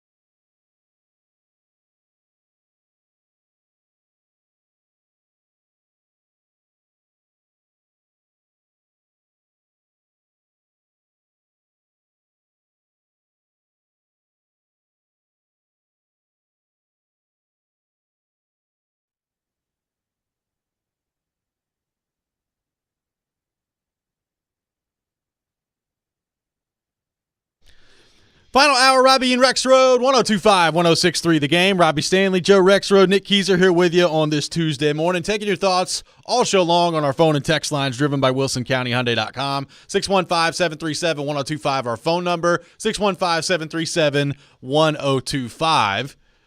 The Titans moving on from Craig Aukerman yesterday. Mike Vrabel announcing that at his press conference. Craig Aukerman fired after the debacle on special teams from the Titans on Sunday against the Colts. One punt blocked.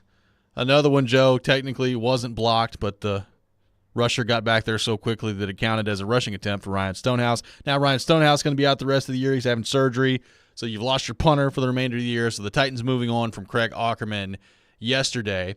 And as we discussed earlier, when they made the move, I wasn't necessarily surprised just because of how bad it was on Sunday, but it did get me thinking back to a conversation we had before the news was announced yesterday, which is, if the Titans did decide to move on from Craig Aukerman, was that going to be a Mike Vrabel decision? Was that going to be an Amy Adams Strunk decision? Because Vrabel has never fired a coach in season before, which does not mean that he wouldn't do it, and does not mean that that's not a conclusion that he couldn't come to on his own, but he hadn't done it to this point, and there is no history to suggest that that would be something that he would like to do.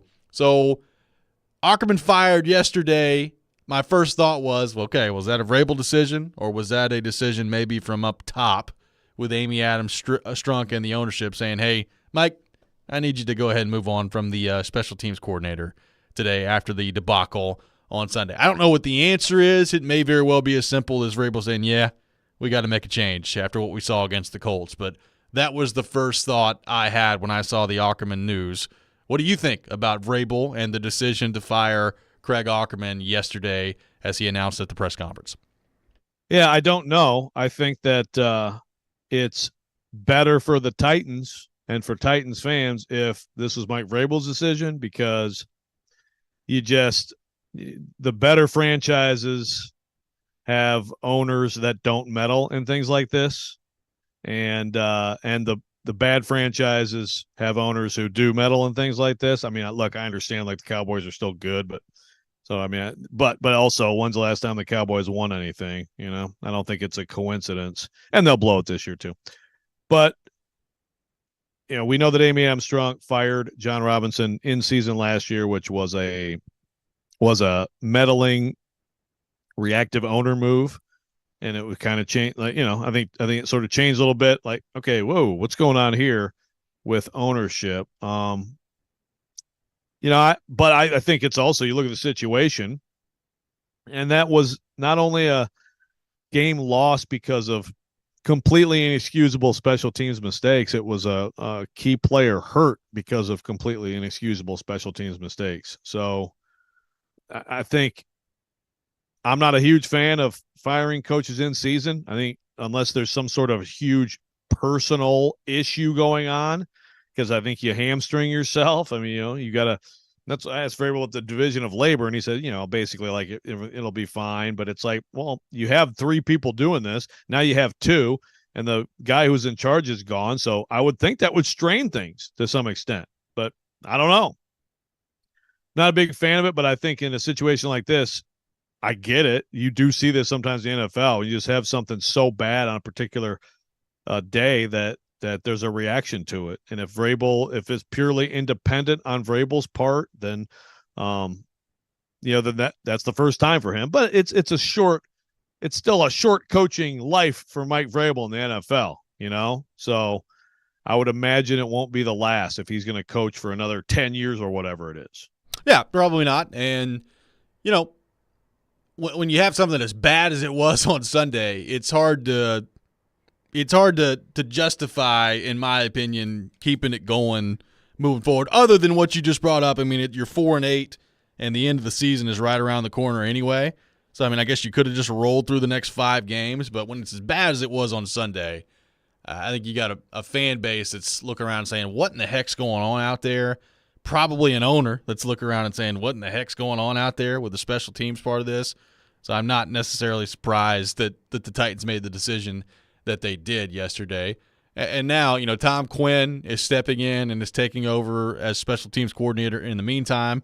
And I would assume, I guess they could give the job to Tom Quinn full-time after this year, but I would assume there's going to be a search of some kind for a special teams coordinator when the season ends here with Vrabel. It is going to be interesting. Like we had a texter text this in earlier.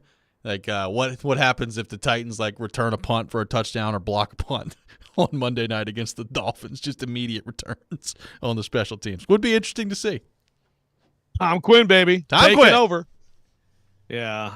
Well, so I'm trying to think. Okay, so Ackerman was – that's right. Ackerman was gone in 16. Yeah, Ackerman had been there with Wisenhunt, left for a year, and came back, right? I think that's right, yeah. Because I was going to say, was that Ackerman who took over for Bobby April? The circle of NFL life, but no, it was not. And I can't recall who the assistant was back then. If anybody does, let me know. Look, the thing with Ackerman is – you can do better, right? Like they haven't been special on special teams, and it is a huge part of, think about the Ravens and what they've been able to do over a long period of time. Special teams has been a big part of that. They've taken pride in it. They've had a lot of success. They've had game-changing plays in special teams. I know it's different to go to college, from the NFL to college. Speaking of college, Jared's just absolutely blowing me up on this Florida State crap. I'm so sorry I brought his name up. ACC Bobo. Yeah, speaking of that, Virginia Tech for all those years, Beamer ball, man. I mean, they made so many huge plays in special teams to change games. It was a big part of their brand. I mean, even Alabama, defensive and special teams touchdowns. Now, is that also because they have better players all over the field? Yeah, but I think it's still a point of emphasis. So you can do better. It just, to me, nothing was fireable, in my opinion, with Ackerman until this year. And the Ravens game, whether it cost you the game or not, it's an absolutely egregious mistake for no one to be able to say, hey, man, we should not touch this ball. There's no value in doing it. And again, it goes to Vrabel too. Yeah. But you got to be able to count on your special teams coordinator to figure that out. This is all he's doing is focus on special teams. In that moment, how are you not looking at the situation and say, Kyle, come on. Or Kyle, go back there, but do not touch the ball. That's ridiculous. And then Sunday was ridiculous too. Those are fireable performance issues. But prior to that, I did not think there were any. But you can be better. So this is an opportunity to be better. It's an opportunity to be better. And look, I will say, we talked about this earlier. The punt blocks are one thing. Obviously, those things can't happen. But when's the last time the Titans made a game-changing play, whether it's in the return game or – forcing a fumble on the kickoff? They did that the first play of the game this year, right? Amani Hooker goes down and punches the ball out, and the Titans get the ball, and I think they moved back 8 yards on that drive and then kicked the field goal. They got the ball back. Sign of things to come. They got the ball back on special teams. I mean, we just haven't seen a ton of that, right? And I know, look, kickoffs around the league, it's almost getting to the point where it's a waste of time to even do it because you're either kicking the ball through the end zone or now especially that they've got the fair catch rule where you can just fair catch it and get the ball at the 25. It just kind of is what it is. So the kickoff part of it, I think, is a league-wide thing where there's just not very many plays to be made on that part. But there's no question, they just haven't really been impactful in a positive way. And I'm with you, from a specialist standpoint, and we talked about this when things were going wrong with the Titans. So I think we got to continue to have the conversation when things are going right. Ryan Stonehouse before the injury this year, punting the ball really well. Nick Folk kicking the ball really well. I don't give Craig Ackerman credit for that in the same way I don't give Craig Ackerman blame for the fact that they couldn't find a field goal kicker for 5 years around here because they just kept trotting people in and out. Right. No one's saying would. But some people need to constantly scream about this scapegoat or that scapegoat. So, yeah, a lot of these things, these special teams issues, specialists in particular, goes to some combination of Robinson and Vrabel. And there's some bad luck with, the suck-up timing, all that stuff. But again, you wait that out, and you got him still as a really good kicker for a while. And then quick trigger on getting rid of other kickers who have gone on to other places and be really good. Is that more Robinson, more Vrabel? I don't know, but it's not Ackerman. Ackerman's not telling those guys what they're going to do in those situations. He works with the specialists, and even then, he's had an amazing season this year working with Nick Folk, apparently. I got a text from our buddy Jared Stillman. that I'll read quickly. Joe just said nothing was fireable with Ackerman until this year. I played a cut from 5 years ago of Joe Buck and Troy Aikman literally calling Ackerman out for crappy special teams. Joe just needs to say Jared was right and move on. This is from Jared on my personal text line. Joe was right. Okay. Or excuse me, Jared was right. Wait, he said 5 years ago he has Aikman and Buck? He does. In what game? Okay. I want to hear it. I have no. Again, if you're not perfect, I mean, offensive coordinators every game have failures and successes or whatever, right? Like, I don't even understand how he's been looking at this. But look, Ackerman got fired. Jared's been crying for it. So Jared got his way. I think it's more that Jared got his way, right? I think that's the right way to say it. 615-737-1025, our phone number. Your reaction to the Titans firing Craig Ackerman yesterday. We'll get you some injury updates that Mike Vrabel had as well. All that coming up. This is Robby and Rexrode, 102.5, 106.3, The Game.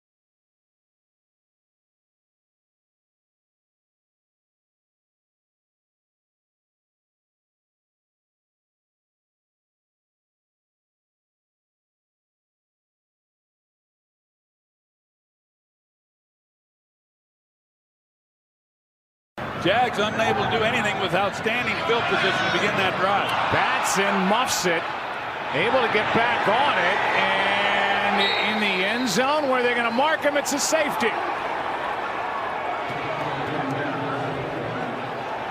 And the first points of the game for Jacksonville.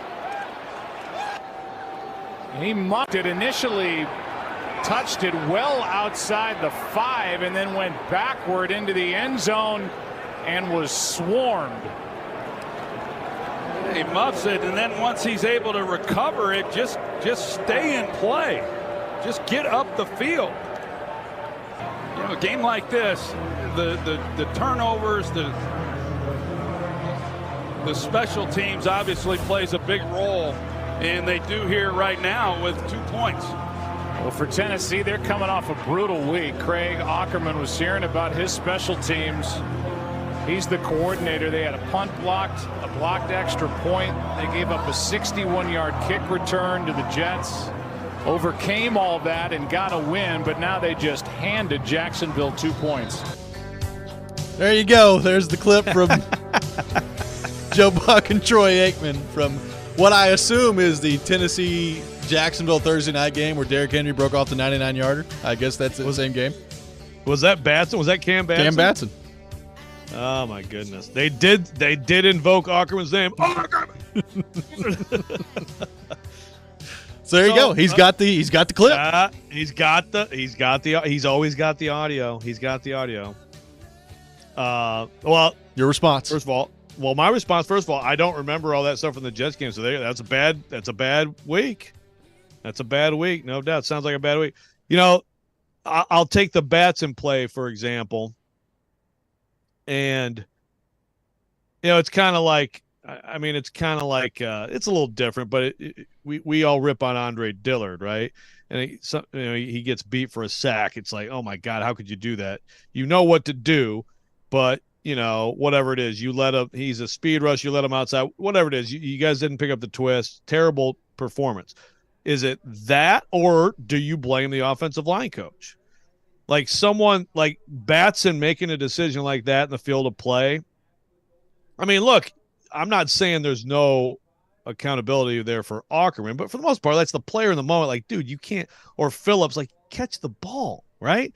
If he catches the ball in practice, but can't you make that argument about like every coach ever? Like, you know, they've got, you Yes. know, the players eventually are the ones that have to make the plays, regardless of who the coach is. But like that doesn't stop coaches around the league from getting fired all the time. No, I agree. That's fine. But I still distinguish a play like that from Sunday, right? Because Sunday is your schematic. It's the scheme of your blocking, what they do, what you've studied, what the adjustments are, who is your personal protector. Like the whole operation, that to me is absolutely on the special teams coach. Whereas one player making a stupid mistake, it's like it's a little bit like you have to put some on the player. And I guess you could say, you know, put it on Josh Wiley, but ultimately, like, you have to be prepared for whatever they're going to do. And they looked like they had no clue, and they twice let it happen. So I'm just saying, I separate the Sunday's special teams gaffes from a lot of these other ones. You give up a return. Well, I mean, you give up a return, that goes to the special teams coach too. Sometimes that's a player making a mistake. But this is stuff that you don't normally see in the NFL because 99% of the time, punt teams freaking block the other team and let their punter get the punt away, Yes. right? So there's different categories of gaff. This was egregiously bad. There's no question about it. It's egregiously bad. And, you know, the Baltimore game, like the decision, and we talked about this at the time. Like, yes, it's on Vrabel too, right? Because they trotted Kyle.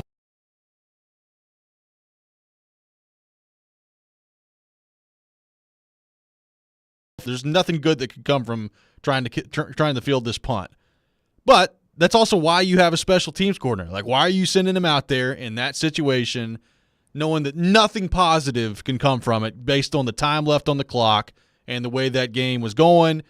You know, you gift-wrapped Baltimore 3 points in that game. Okay, so that's an Ackerman thing too.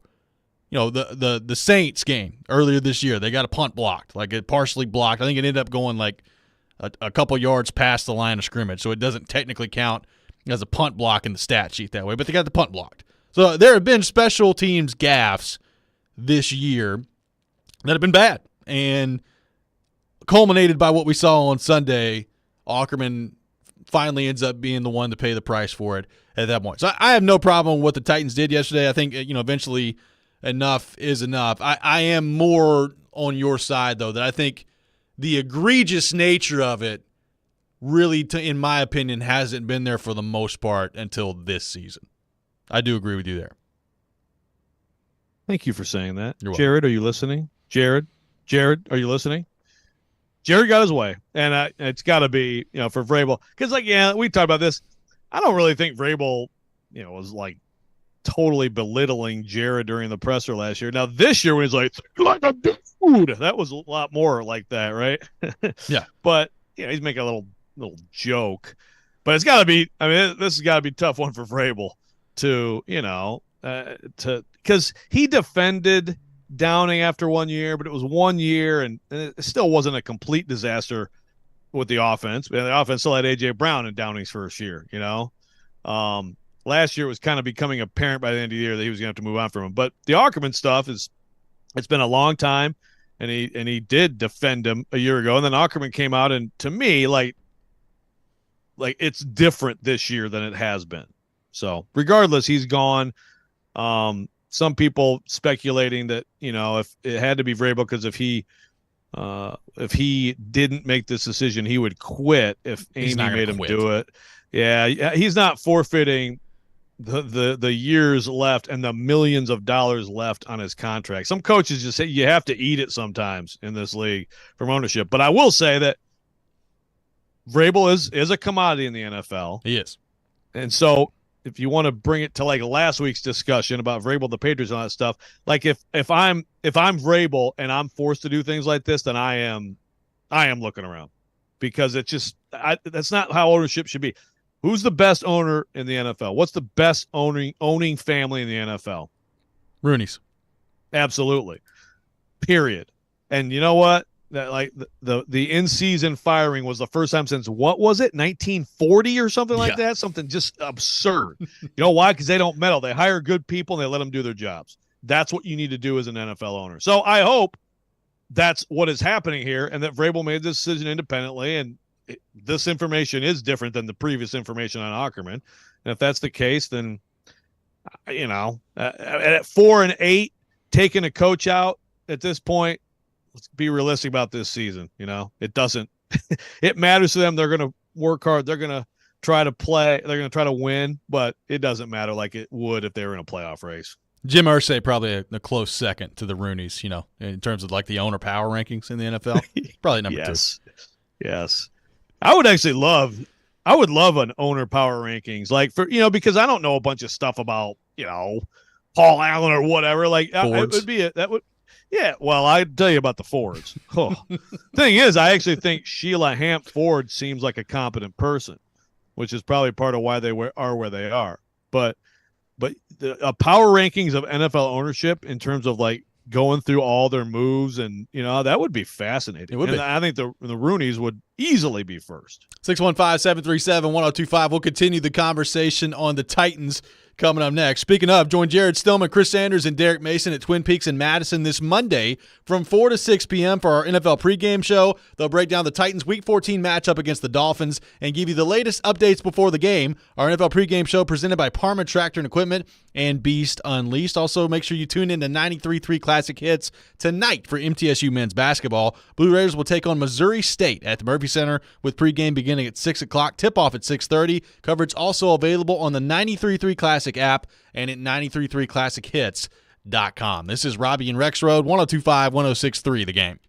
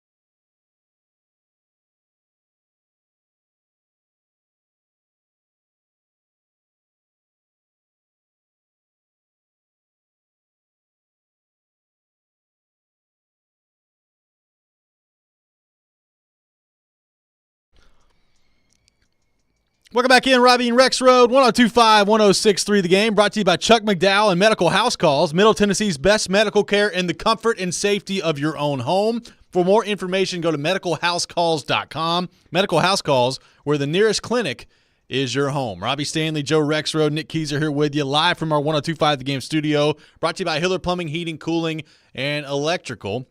Taking your thoughts on the Titans, 615-737-1025. Joe, a couple other nuggets from Vrabel's press conference yesterday. Stonehouse going to be out the rest of the year after having surgery. I don't think a big surprise there, so the Titans have to find a punter this week. By the way, Chasing Big Joe asked Brett Kern about the idea of coming back to punt, and doesn't sound like there's a ton of interest there. Said he's retired for a reason, and he's in pickleball and basketball shape right now, not necessarily football punting shape. So I don't know. I heard that. Yeah. And he kind of said that I'm retired for a reason. Then Big Joe's like, you didn't actually answer. And then he didn't actually say no. Vrabel said they could call him. He was asked about Kern yesterday by Corey Curtis. He's, everybody, and they're all options. So who knows? Maybe we could see a return to glory for Brett Kern. That'd be fun. But it sounds like he's pretty far away. To your point, when he's talking about he went up and punted with his kids 15 times and he's all, Well, if you're him, other than the allure of, I guess, some NFL game checks coming in again, which could be a nice allure, the Titans are not making the playoffs. So it's not like, you're competing for a Super Bowl if you're Brett Kern. Right. Like last year, would have been awesome to see him get a ring along with A.J. Brown. Sorry for the folks who hate A.J. Brown. But, that's why you come back. Right. Go be with a contender and see if you can make a run. Yeah, and then he does live here, though. He does live here, no question. Then the other bit of news from the press conference yesterday, Jeffrey Simmons not going to be available against Miami, going to be out a couple weeks at least, and we'll see what that looks like and where the Titans are team-wise when they get through all that. But no Jeffrey Simmons this week against Miami. And then on the Derrick Henry front, it looked like he was in concussion protocol. He leaves the game in the fourth quarter against Indianapolis, does not return. Adam Schefter put it out there yesterday morning that he was in concussion protocol, and Mike Vrabel clarifying at his press conference that he's not, in fact, in concussion protocol and that he's feeling great. And I guess if things keep tracking the way they are right now, he's going to be ready. He's going to be available on Monday as they take on the Dolphins. So kind of an interesting situation with Henry. He gets pulled from the game, but apparently Joe is not actively in concussion protocol. Yeah, it's interesting. I asked about that, sort of like how that works, and so I had a misconception about when a player gets flagged and pulled from a game. I thought, I guess I thought that would already mean that symptoms are in play. You know what I mean? Have happened, but he got checked and he's okay, and it sounds like he's going to play, and that's good for. Well, it's good for him. First of all, he's close to 1,000. So I mean, of the things left this season, you start with, of course, number 8, Will Levis. How he plays, can you keep him healthy? Can you see progress? I think Treylon Burks is another big storyline the rest of the way. Some people roll their eyes, but it is. You invested first-round pick. He has talent. He has the desire to be great. Can he be healthy and can he produce? I think those are two big things. But then also Derrick Henry. I don't think he's going to win a rushing title. He is second in the NFL at 841, but McCaffrey's sitting there at 1032. So almost a 200-yard gap between Derrick Henry and Christian McCaffrey. But shoot, I mean, Derrick can still get a 1,200-yard season potentially. Yep. Certainly can get another 1,000-yard season to add to his, to the Hall of Fame resume. So, and he keeps moving up the charts. I think he's tied for 15th now in rushing touchdowns. He's passed 9,000 yards, on his way to 10,000 yards. So I think Derrick Henry, just how he finishes and all that and Derrick Henry on the field, of course, helps with the Will Levis project too. It's good for Levis to have 22 on the field. Are you convinced that the Titans should bring Derrick Henry back next season? Because there's been a lot of discourse on that in terms of what they should do. He's approaching 30, all the typical running back conversations that we have. I think it makes some sense to bring him back, but that's just me. I do too. And I think I think it makes sense for Derrick Henry to look around, because if you're Derrick Henry, one, you want to see what the market is. You want to get the absolute most out of this, and you should. And there could be a team that says, you know what, he would be perfect here, and they're going to pay him more than I think he'll get out there. I mean, I hope that happens for his sake. But I think I think the Titans should be there if it works out like I think it probably will out there, and he fits here. He's a leader here, and I think that Henry Spears as more of a 1A 1B is a fine way to go next year. What I think they are different players. I think they complement each other pretty well, and I think it'd be a good situation, and it would not cost a lot. Sadly for Derrick Henry, it won't cost the Titans a lot. Dennis says Derrick Henry doesn't go into concussion protocol. Concussions go into Derrick Henry protocol. Yes, Dennis. Maybe so. It is weird though that he gets pulled from the game and then is apparently just fine. Like he's like, all right, well, like I know. Look, I get it. Right? We treat concussions and head injuries way differently than we used to, which I think is a really good thing long term in all sports. But it is pretty strange to me that he gets pulled from a game, but apparently was just fine the whole time. Yeah, I can't think of another example of that where someone was pulled out and then they're not in concussion protocol after that. Now, if there is an example, someone let me know. I don't recall that. It's definitely a rarity. There's no doubt about that. So however that turned out, he'll be available. Jeff Simmons won't be available. I imagine the one way the Titans are going to hold the Dolphins under, well, I mean, they're going to hit the 30s in this game, aren't they? Yes. Now, I'm going to say this, and then this defense is going to hold them to 17 or something. But nice defensive performance and a nice special teams touchdown coming their way on Monday against the Dolphins. I can see it now. Yeah. Eric Gare, punt return. There you go. Yeah, you figure 98 would have to be a pretty big part of any sort of defensive effort to slow down the Dolphins. They are, and the Dolphins, I still have questions about them as an AFC player once we get to January. But my goodness, when they get a middling to bad team, do they ever put some numbers up? Well, they're on track right now to be the 1 seed in the AFC if they keep things going here. Jacksonville loses last night. Trevor Lawrence, by the way, looked really bad with the way his ankle bent back. Apparently is just a sprain. Now, how severe a sprain it is, I have no idea, but it looked pretty bad. So the Jags are at 8-4. Houston's at 7-5. Indy's at 7-5. So you're talking about 1 game back. Houston and Indy are of the Jags, with Trevor Lawrence now going down with an injury. So the top part of the AFC South, very interesting. And then you have the Titans at 4-8. Yeah. Tell me in August, 3 teams within a game of each other in the AFC South on December 5th. First of all, I'm shocked. Yes. Because I'm still looking at the Texans and Colts as like 4-win teams this year. Second of all, and more importantly, I zero chance in my mind that the team that's left out is the Titans. I mean, it really is amazing if you think about it. Think about how wrong, I'll raise my hand, how wrong I was. How wrong a lot of us were. What a homer station we are. Well, we've talked about that. Like the idea that they're as bad as they are is pretty incredible. Just based on what the national media was saying about them heading into the year and what the local perception of the team was. And a lot of that to me is like defense. Like the offense is not we had our questions. It's not like totally surprising to me that they've been as bad as they've been. The defense, to me, is where this team has just been unbelievably disappointing. And I know, like, you could look at the points per game that they've given up, and it's not terrible. But the defensive performance on the field when you watch the game has been very disappointing. And by the way, it looks like the hamstring virus has caught Christian Fulton once again, according to Vrabel at the end of the press conference yesterday.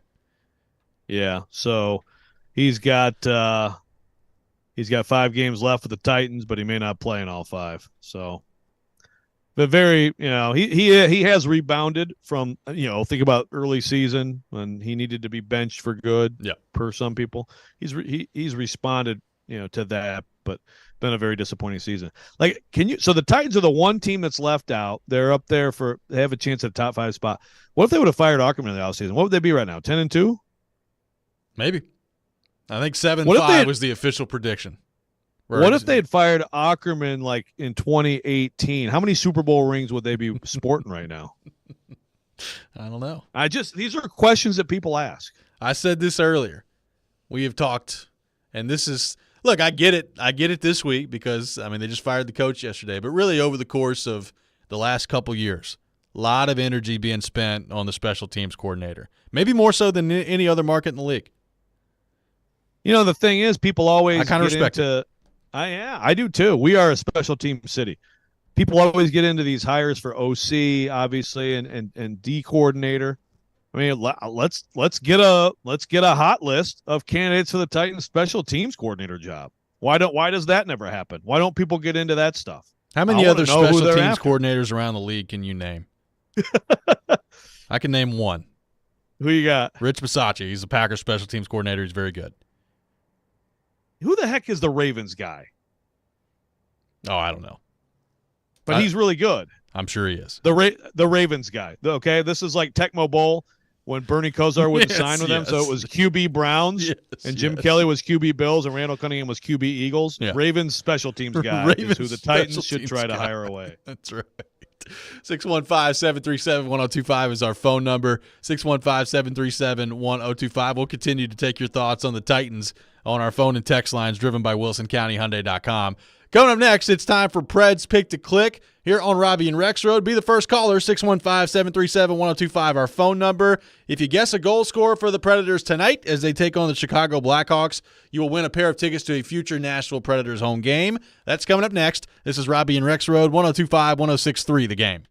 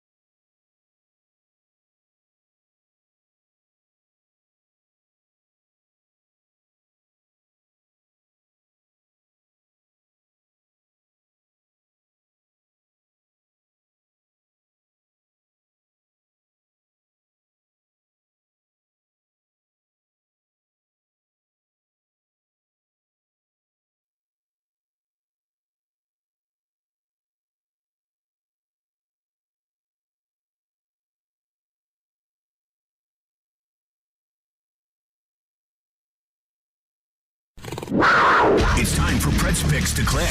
And a shot at the score. Do you think you know who will score a goal in tonight's Predators game? Little give and go. Shoot your shot for a chance to win Preds tickets. Call 615-737-1025 now. Pick to Click is brought to you by TJ Anderson Homes of Benchmark Realty. Visit tjandersonhomes.com to see why they are preferred so often.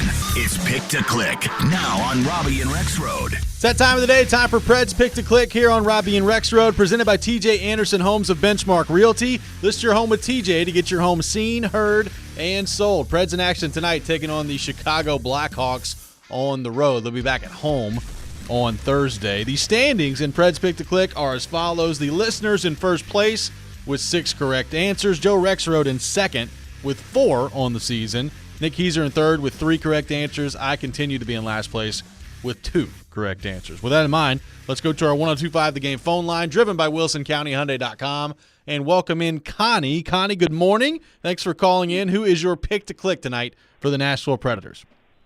Hey, thanks a lot, guys. I'm going to go for Sissons. I really think he is going to do it tonight. Awesome. Connie, thank you for calling in. Colton Sissons, who, by the way, is off to a very good start this year. 3 shorthanded goals for Colton Sissons so far this year, so he is playing very well. I like it. If it's a shorty, is that 2 points for the listener? No, but that would. I don't think they need help with the competition, but that's true. We don't need to help them. It probably should be worth 2 points. Sissons off the board. Joe, as fate would have it, I am up first in the competition today, and I will go with Philip Forsberg, who continues to score goals, and we'll see if he can score tonight when I pick him. So Sissons and Forsberg off the board. Joe Rexrode, you are next.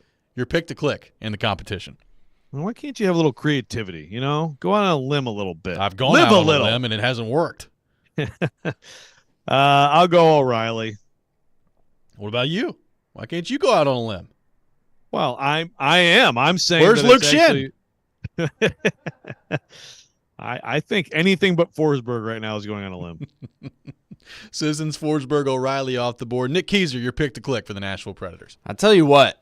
He had 2 goals against the Blackhawks last time. Give me Cole Smith. I think he's back on the board tonight. Now there's off the board. I like it. Wow.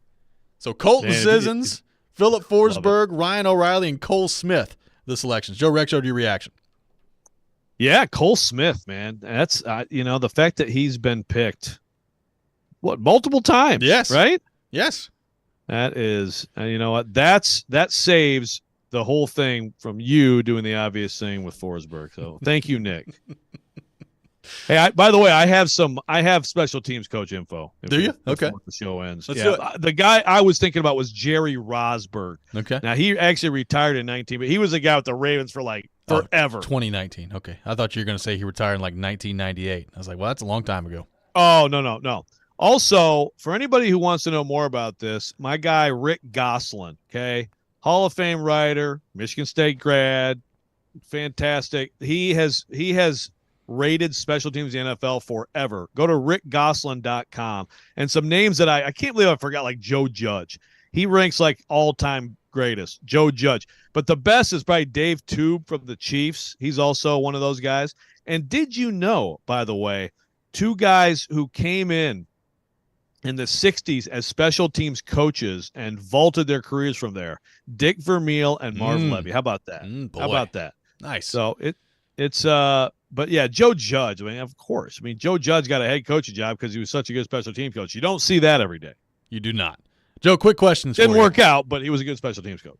If Jalen Milroe got hurt in the SEC title game, would Alabama be in? No. If Quinn Ewers got hurt in the Big 12 title game, would Texas be in? Again, get hurt and this is not available quickly. Yeah, as long as it's serious. That is one thing people have brought up that I think is fair. The idea of, is this going to encourage people to lie about / hide injuries? You'll never know the severity of a quarterback injury again.